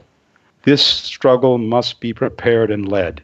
We appeal to our comrades in Latin America, those participating in this online rally, those who read the World Socialist website, and all those workers and youth seeking a revolutionary path. Take up a serious study of the program and perspective of the International Committee of the Fourth International and of the long history of struggle waged by Trotskyism against revisionism in Latin America. And on this principled foundation, build sections of the ICFI in every country. Thank you. Thank you, Comrade Van. I'm very pleased to introduce our next speaker, who joins us from Colombo in Sri Lanka. Comrade Vijay Dias is the Secretary of the Socialist Equality Party in Sri Lanka. Comrade Vijay has led the Sri Lankan Trotskyist movement for more than 3 decades. The SEP in Sri Lanka have, against all other political parties on the island, fought for the unity of the working class and peasantry in Sri Lanka, India, and the subcontinent. This was expressed very sharply in the formation of the Action Committee of the Abbotsleigh Tea Plantation Workers in Sri Lanka. Welcome, Vijay. Comrades, a notable change one would encounter in the wave of working class struggles around the world is the growing tendency for the workers to break out of the trade union straitjacket and take independent initiatives to control the fate of those struggles. As Marxist revolutionaries, we are well aware that this move alone is totally inadequate to guarantee the victory of the working class struggles. But it is the clearest indication of the acuteness of the crisis of leadership the workers confront. And it also is an important first step towards propelling the working class to look for alternative programs and leaderships for their struggles.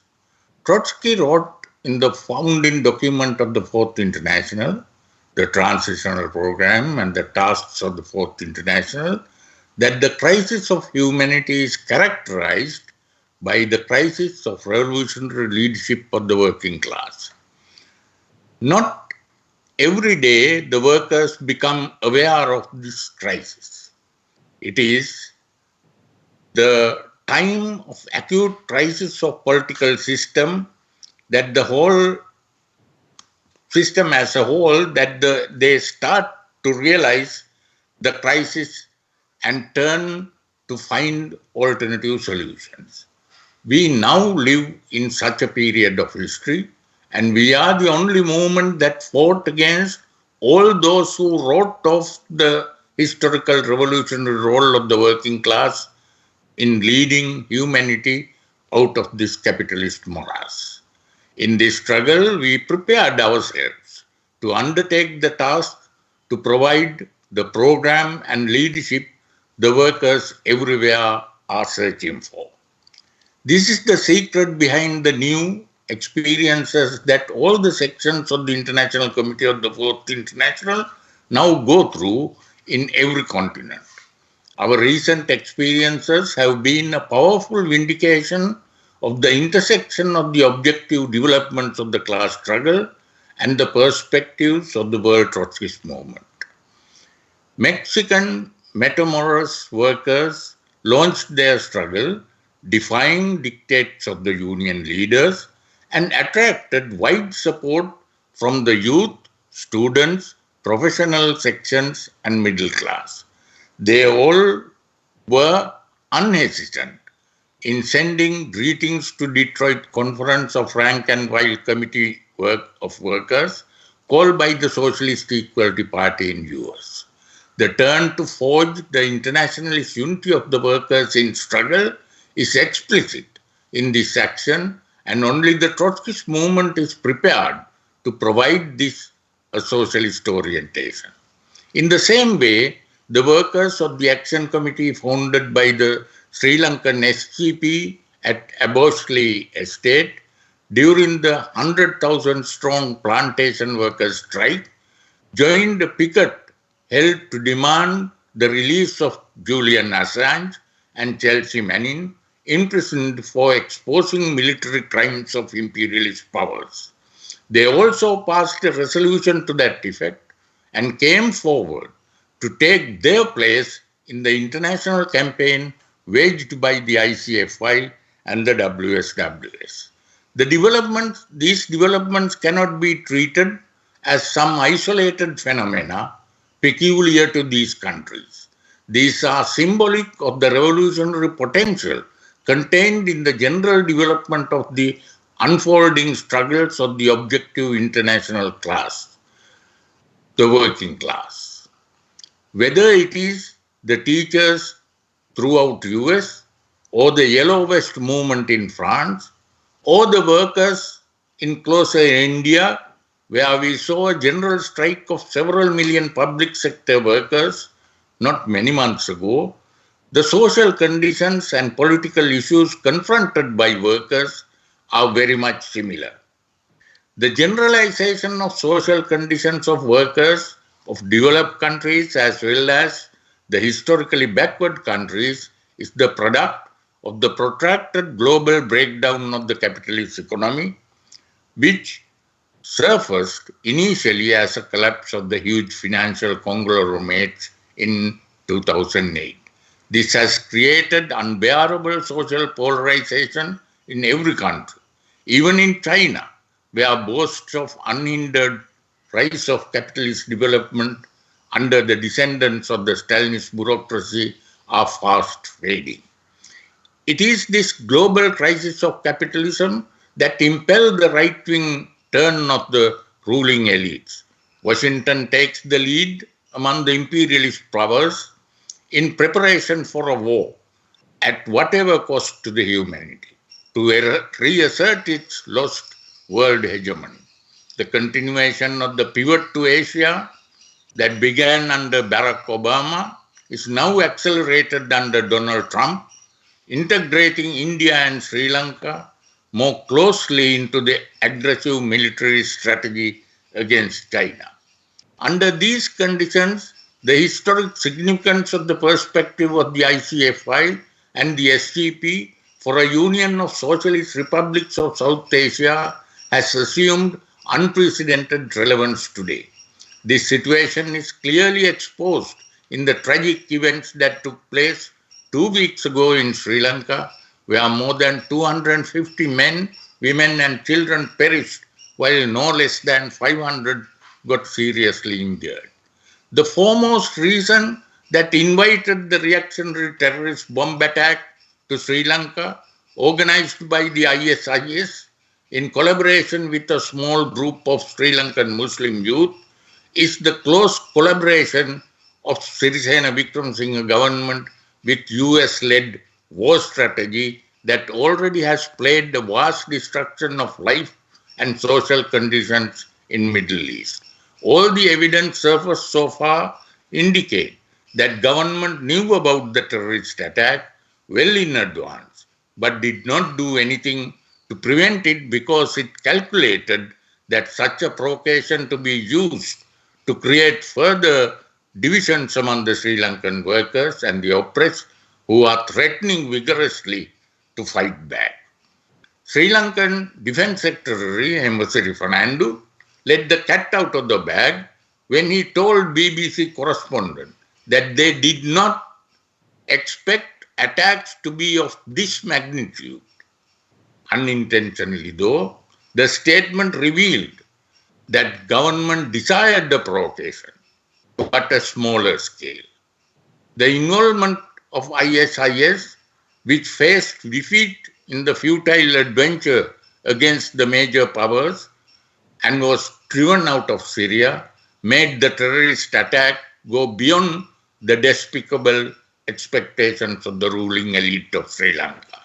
Now, both the Sri Lankan ruling elite and the US and its allies have turned to exploit the post-terrorist attack situation to rush even more draconian anti-democratic police state measures against the whole population and also to make the island more open hub of the aggressive imperialist war machine. Hordes of FBI and Pentagon officials have already descended in the island to assist the so-called investigations. Old left as well as the new pseudo-left have joined to rally to an all-party conference called by the government to rubber stamp all these repressive measures and to further assist the anti-dictatorship, anti-democratic dictatorial measures of the government. Only the working class on a world scale based on the program of international socialism, which the ICFI fights for, can bring an end to the imperialist war and the fascistic and police state preparations of the ruling classes. The politically independent working class has the historic ability to attract and lead poor farmers, oppressed communities, unemployed youth and students, middle classes and professionals away from the reactionary adventurous terrorist outfits that in the final analysis play into the designs of the ruling elites. The vital task of mobilizing the working class on this program laid down in the Trotsky's theory of permanent revolution depends on the building of the mass revolutionary parties of the ICFI in every country around the globe. Thank you. Thank you so much, Comrade Vijay. We have at least 24 countries, people from 24 countries participating in today's May Day rally. I think it is a very significant and important contribution and participation. Some of you will have participated in our May Day rallies previously. For others, today will be your first. But for everybody listening who agrees with the analysis of the speakers who are speaking today and also the analysis on the World Socialist website, I would urge you to think seriously about joining the Fourth International. Place yourself in the fight for the resolution of the crisis of revolutionary leadership. We pledge to train and educate you in the historical lessons of the history of the communist movement and the method of Marxism to build the party of world socialist revolution. It will be, without a doubt, the most important decision that you make, and I urge you today to take that step. Go to the box on the right-hand side of the WSWS, click Get Involved, and go to the link Join the SEP, and take your part in the fight to resolve the crisis which now confronts mankind. Our next speaker is Comrade Niles Nemeth. Niles was the Socialist Equality Party's congressional candidate for Michigan's 12th congressional district in last year's elections. He was also the SEP's vice presidential candidate in the 2016 elections in the United States. He is a National Committee member of the SEP in the US and writes on the struggles and conditions of the American working class and is widely known for his articles. I'd like to welcome Comrade Niles. Thank you, Cheryl. 100 years ago, the great American socialist and revolutionary Eugene Debs was thrown into a federal penitentiary in Atlanta, Georgia, for denouncing the imperialists' bloody effort to redivide the world in World War I. Debs was legendary for his opposition to imperialism and uncompromising view of the class struggle, winning him the support and admiration of millions of workers across the world. Debs declared in 1915, "I have no country to fight for. My country is the earth, and I am a citizen of the world. I am not a capitalist soldier. I am a proletarian revolutionist. I refuse to obey any command to fight from the ruling class, but I will not wait to be commanded to fight for the working class." A century later, as the U.S. wages war all over the world and prepares ever greater wars, WikiLeaks publisher and journalist Julian Assange has been thrown into a British jail cell for telling the truth about American war crimes. He potentially faces charges in the U.S. for violating the Espionage Act, the very same law used against Debs. The war to end war, World War I, in which millions of young workers were sent to their deaths, set the stage for an even bloodier imperialist conflict in World War II, which was another bid to redivide the world amongst competing capitalist cliques. The founder of our movement, Leon Trotsky, wrote in 1928 that in the period of crisis, the hegemony of the United States will operate more completely, more openly, and more ruthlessly than in the period of boom. This has been borne out as the American ruling class has seen its dominant economic position, which it held in the aftermath of World War II, slip away. The U.S. has waged a series of wars and military interventions in the nearly 75 years since the end of World War II. Since the dissolution of the Soviet Union nearly 3 decades ago, it has instigated an unending and expanding bloodbath, beginning with the first Gulf War in Iraq in 1990-91 and the war in Yugoslavia. For 2 decades, in what Bush called the wars of the 21st century, the U.S. invaded and occupied Afghanistan in 2001, followed by Iraq, Libya, Syria, Yemen, and Somalia. Entire societies have been destroyed, and at least 1 million people have been killed, with millions more transformed into refugees seeking safe haven for themselves and their families. Now, the so-called war on terror is being transformed into new great power conflict. In interstate strategic competition, not terrorism, is now the primary concern in U.S. national security, Pentagon war planners declared in last year's National Defense Strategy document. China and Russia, nuclear-armed powers, are squarely in the crosshairs of the United States and its imperialist allies in Europe, Japan, and Australia, threatening a catastrophe for humanity. The Trump administration's reckless imperialist provocation in Venezuela, spearheaded by the mad war hawk John Bolton, has been used to ratchet up tensions with Russia, China, and Iran. The historic conflict between the United States and Europe, particularly Germany, is again re-emerging. This new global conflict is being prepared with a massive military buildup around the world. Global military spending topped $1.8 trillion last year, the highest since the end of the Cold War.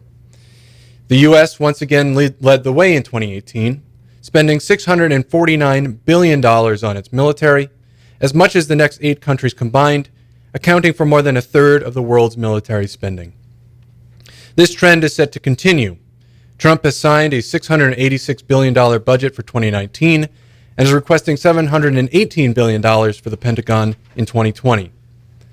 The Congressional Budget Office projects that if current funding trends continue, the U.S. will spend $7 trillion on its military over the next decade, equivalent to the amount which will be spent on education, infrastructure, and public health programs combined. Education, healthcare, and Social Security are being starved of funding and wages suppressed so that resources can be poured into the machines of death and destruction. Trillions are to be squandered on aircraft carriers, fighter jets, hypersonic missiles, and nuclear bombs, while we are told there is no money to provide teachers with a high standard of living or provide every student with a free, high-quality education. This immense military buildup is being carried out with the support of all factions of the political establishment without even a whiff of protest. In fact, the Democratic Party's main critique of Trump has been from the right, demanding an ever greater military buildup and a more aggressive posture towards Russia. In the American working class, there is broad and overwhelming opposition to war.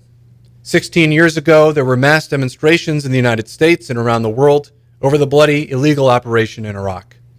Pseudo-left forces worked might and main to channel opposition to war behind the Democratic Party. And what was the outcome? Former President Obama, the pioneer of drone assassinations, including of American citizens, spent every day of his administration at war. Secretary of State Hillary Clinton laughed with glee at the murder of Libyan leader Muammar Gaddafi in 2011 and helped fuel the devastating regime change war in Syria. Self-proclaimed Democratic Socialist Bernie Sanders, currently running to be the Democrats' presidential candidate in 2020, promised a foreign policy of drones, all that, and more when he ran for president in 2016. Assange and whistleblower Chelsea Manning are being persecuted, while those who committed war crimes remain in positions of power, free to plan and carry out new wars. But today, there's growing working class opposition all over the world, from the mass protests in Algeria and Sudan, to the Yellow Vest protests in France, and teacher strikes across the United States. American workers watched as their brothers and sisters across the border in Matamoros, Mexico, rose up in a powerful strike movement earlier this year. All around the world, workers are fighting over the same issues against the same transnational corporations. Just last week, 20,000 teachers marched in the southern state of North Carolina in defense of public education. One teacher told us that money was needed for mines, not landmines. There is immense anger over the wars which are being carried out in the name of the American people. The emergence of the international class struggle is breaking up all the efforts of the trade unions, Trump, and the Democrats to whip up American nationalism. This is the objective force which will break down the effort to throw workers into war with each other. This movement, still in its initial phases, must be armed with an international socialist program. The fight to put an end to war is impossible without fighting for socialism, and the fight to establish socialism is not possible without opposing war. Above all, the fight against imperialism must be rooted in the struggles of the working class. Criminality and gangsterism in foreign policy are the flip side of parasitism and speculation in economic life. The international working class must and will take up on its banner the fight against imperialist war as part of the struggle to overthrow the capitalist system and establish a society based on equality, international unity, and peace. Thank you. Thank you very much, Comrade Niles. Our final speaker today is Comrade Joe Kishore. Joe is the National Secretary of the Socialist Equality Party in the United States. He plays a leading role in overseeing the interventions and initiatives of the party in the different struggles of workers and young people throughout the vast continent which is the United States. These interventions are followed closely by all the sections of the International Committee and by tens and tens of thousands of workers throughout the world. He also writes extensively on the political and international situation for the World Socialist website. Joe speaks today from Detroit. Welcome. Thank you, Comrade Cheryl. Comrades and friends, I think this has been a very important event, and as the other May Day online rallies held by the International Committee of the Fourth International, a world event. Comrade Cheryl referred to many of the countries represented by listeners of this rally today. In addition to those that she listed, others have written in since from Peru, the Netherlands, Turkey, Poland, Costa Rica, Colombia, and many more. There's even one listener who wrote in that he's participating from 30,000 feet in the air above the United States. Welcome, comrade. You've truly taken the fight for socialism to new heights. The reports that have been delivered today provide a powerful foundation for the construction of a mass socialist movement in the international working class. The future lies in socialism. The ruling class is itself terrified of the social convulsions to come, of some sort of revolution, as hedge fund manager Raymond Dalio put it. The speeches today have reviewed the response of the ruling class in the effort to preserve its social system, the promotion of the far right, the resurrection of fascism, the turn to authoritarian forms of rule, the attack on democratic rights, including the persecution and victimization of Julian Assange. The speeches have also explained, however, that there exists a powerful social force that is charting a different way forward, the international working class.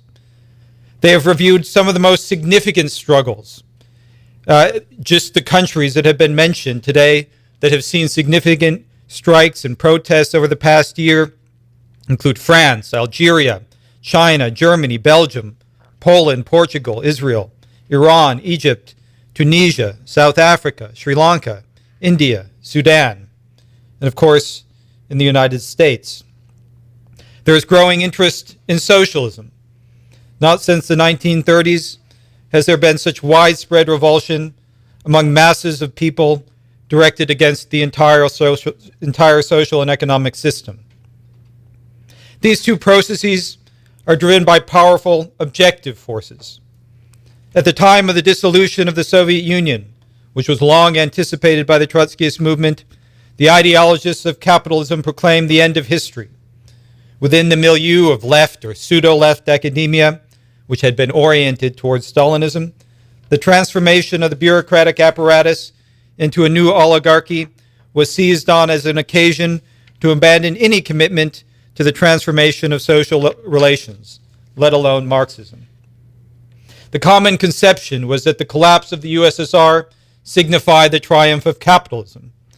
The great problems that plagued mankind in the 20th century were supposedly behind us. How false these theories have turned out to be. Instead of a revival of democracy, we have a revival of fascism. Instead of an era of peace, we have a quarter century of unending war. Instead of social and economic progress, we've had social and economic decay and crisis. And of course, here in the United States, we have Trump. The Trump administration is not an aberrant moment in time, however, as former Vice President and newly announced presidential candidate Joe Biden put it. In the Trump administration, rather, to cite Trotsky, far more perceptive individual, capitalist society is puking up its undigested barbarism. All the crimes of the American ruling class have burst into the open. More than 1 million people killed in the war on terror, the so-called war on terror. Torture, Guantanamo Bay, extraordinary rendition, assassination. In the economic realm, endless financial speculation, the growth of social inequality to unimaginable levels, a society in which 3 individuals have more wealth than the bottom half of the population, or 160 million people. And what of the Democratic Party? Another manifestation of the same disease. They have chosen to base their opposition to Trump on the most right-wing foundation possible. The reactionary narrative associated with Joseph McCarthy and the period of American anti-communism has been resurrected in the form of the Democratic Party CIA anti-Russia campaign. Our election was corrupted, our democracy assaulted, our sovereignty and security violated by Russia. So declares Hillary Clinton. The election was not corrupted, according to Ms. Clinton, by corporate money. Democracy was not assaulted by the CIA, the FBI, the NSA. The concern is not that fascists are in the military, as has been reported in an important article on the World Socialist website today. No, it's all the dastardly Russians. A very self-serving narrative, to say the least. The right-wing character of the opposition of this party of Wall Street and the CIA is summed up in its attitude toward Julian Assange. The Democrats and their allies in the media have not only condoned the persecution of this courageous journalist, they've led the charge against WikiLeaks, which is blamed for leaking Democratic emails that exposed Clinton's corrupt relations with Wall Street banks. The seizure from the Ecuadorian embassy of Assange has been the occasion not for condemnation in the media, but for ridicule. Can one really imagine that on talk shows, the plight of Julian Assange, who has been subject to such outrageous treatment at the hands of the state, is the subject of jokes, but it is not necessary to imagine. Such is the reality of America today. Everyone participating in this infamy places upon himself and herself a black mark that can never be washed clean. As for Chelsea Manning, who languishes in prison for committing the unforgivable sin of refusing to testify against Assange, her plight is simply being ignored. Underlying all of this, as comrades have stressed, is a fear of social opposition, a fear of the working class, a fear that the system upon which their wealth and privileges are founded is on its last legs. This explains the absurd theories of the Democrats and their CIA backers that the divisions within the United States are the product of the Russians sowing discord, an inevitable phrase. As if it was necessary to sow discord in a society more unequal than any in modern history. The objective conditions for social upheaval have not only been sown by capitalism, they have produced fruit that has ripened and begun to get somewhat rotten. In a previous May Day, we referred to the American working class as the sleeping giant of world capitalism. Well, this giant is beginning to awaken, along with workers throughout the world. The number of workers participating in strike action in the U.S. in 2018 was at a 32-year high, propelled largely by strikes by public sector teachers that have continued into 2019. Workers are beginning to break free from the stranglehold of the trade unions, which for decades have worked to suppress the class struggle, to enforce concessions. In the immortal words of a union lawyer before the Supreme Court last year, union security is a trade-off for no strikes. Security, not the security of the workers, but the financial security of the trade union executives that control these organizations and whose income places them in the top 5, even the top 1% of the population. The corruption scandal that has engulfed the United Auto Workers here in the United States has only confirmed to auto workers in all sections of the working class that the union executives are on the payroll of management, tasked with providing the companies with a steady supply of cheap labor while serving as a management police force. In the most significant struggles over the past year that have been referred to in the course of this rally, including the teachers' strike in the United States, the Yellow Vest protests in France, reviewed by Comrade Alex, the Matamora strike in Mexico, the struggles of tea plantation workers in Sri Lanka, reviewed by Comrade Vijay, a defining characteristic has been their emergence and development in opposition to the pro-capitalist, nationalist, so-called trade unions. Here in the United States, there's widespread support for the fight by the Socialist Equality Party for the formation of a coalition of rank-and-file committees to carry forward the struggle of auto workers and other sections of the working class.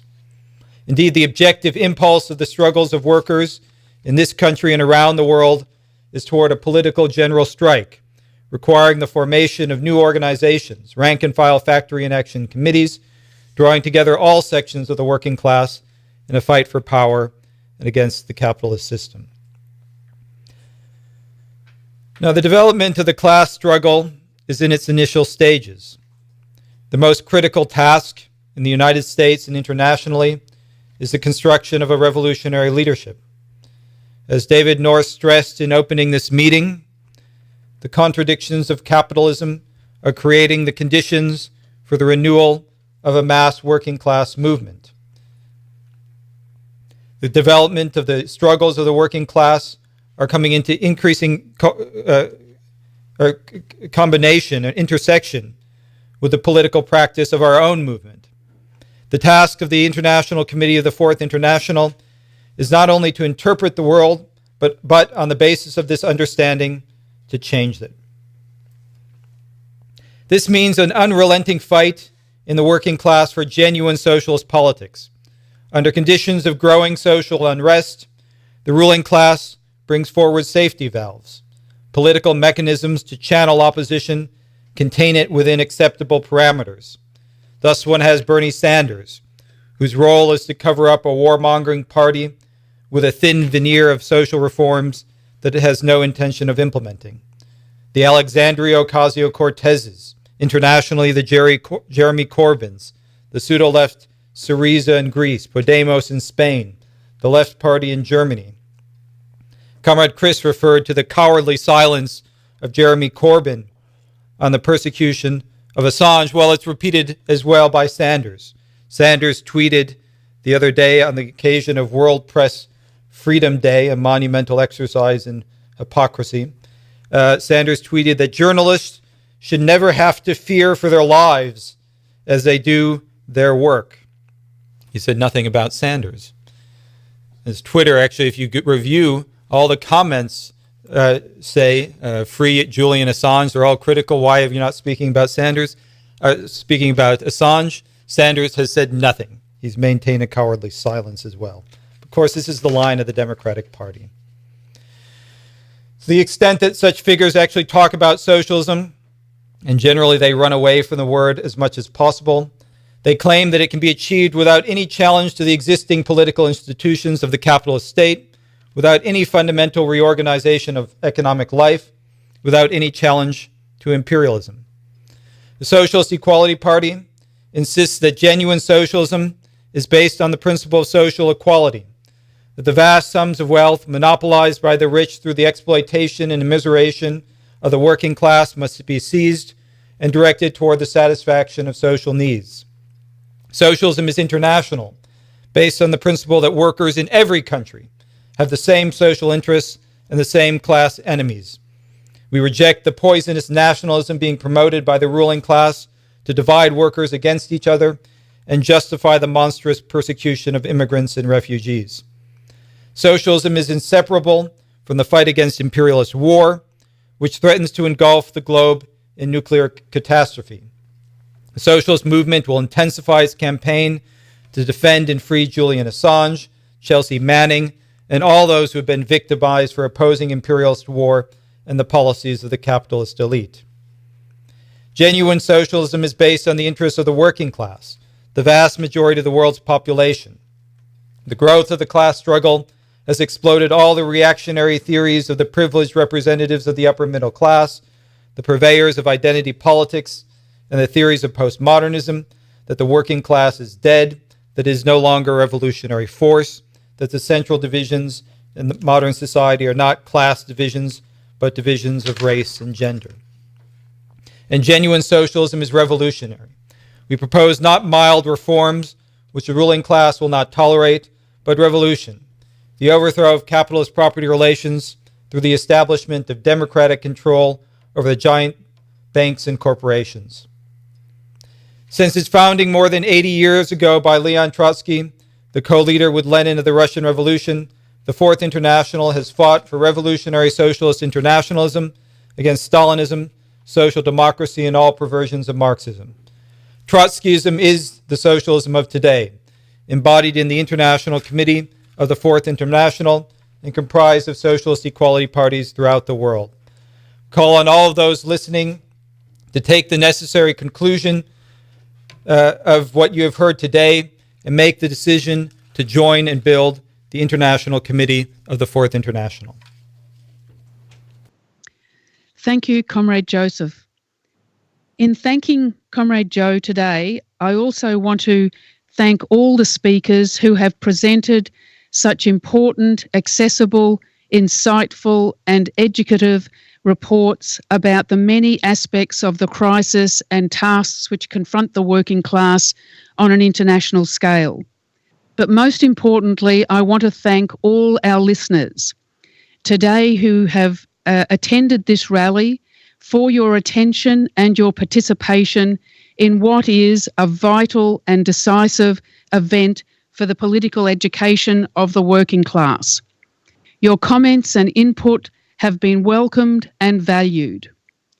In saying that, I would also like to reiterate the call of Comrade Joe and all the speakers who have called on those listening who are not yet members to make this most important decision to apply to join the International Committee.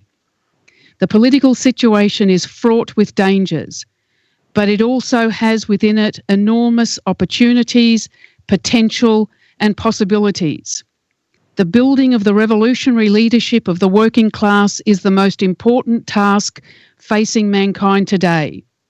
Now is not the time to stand on the sidelines. What we all do makes a difference. It matters.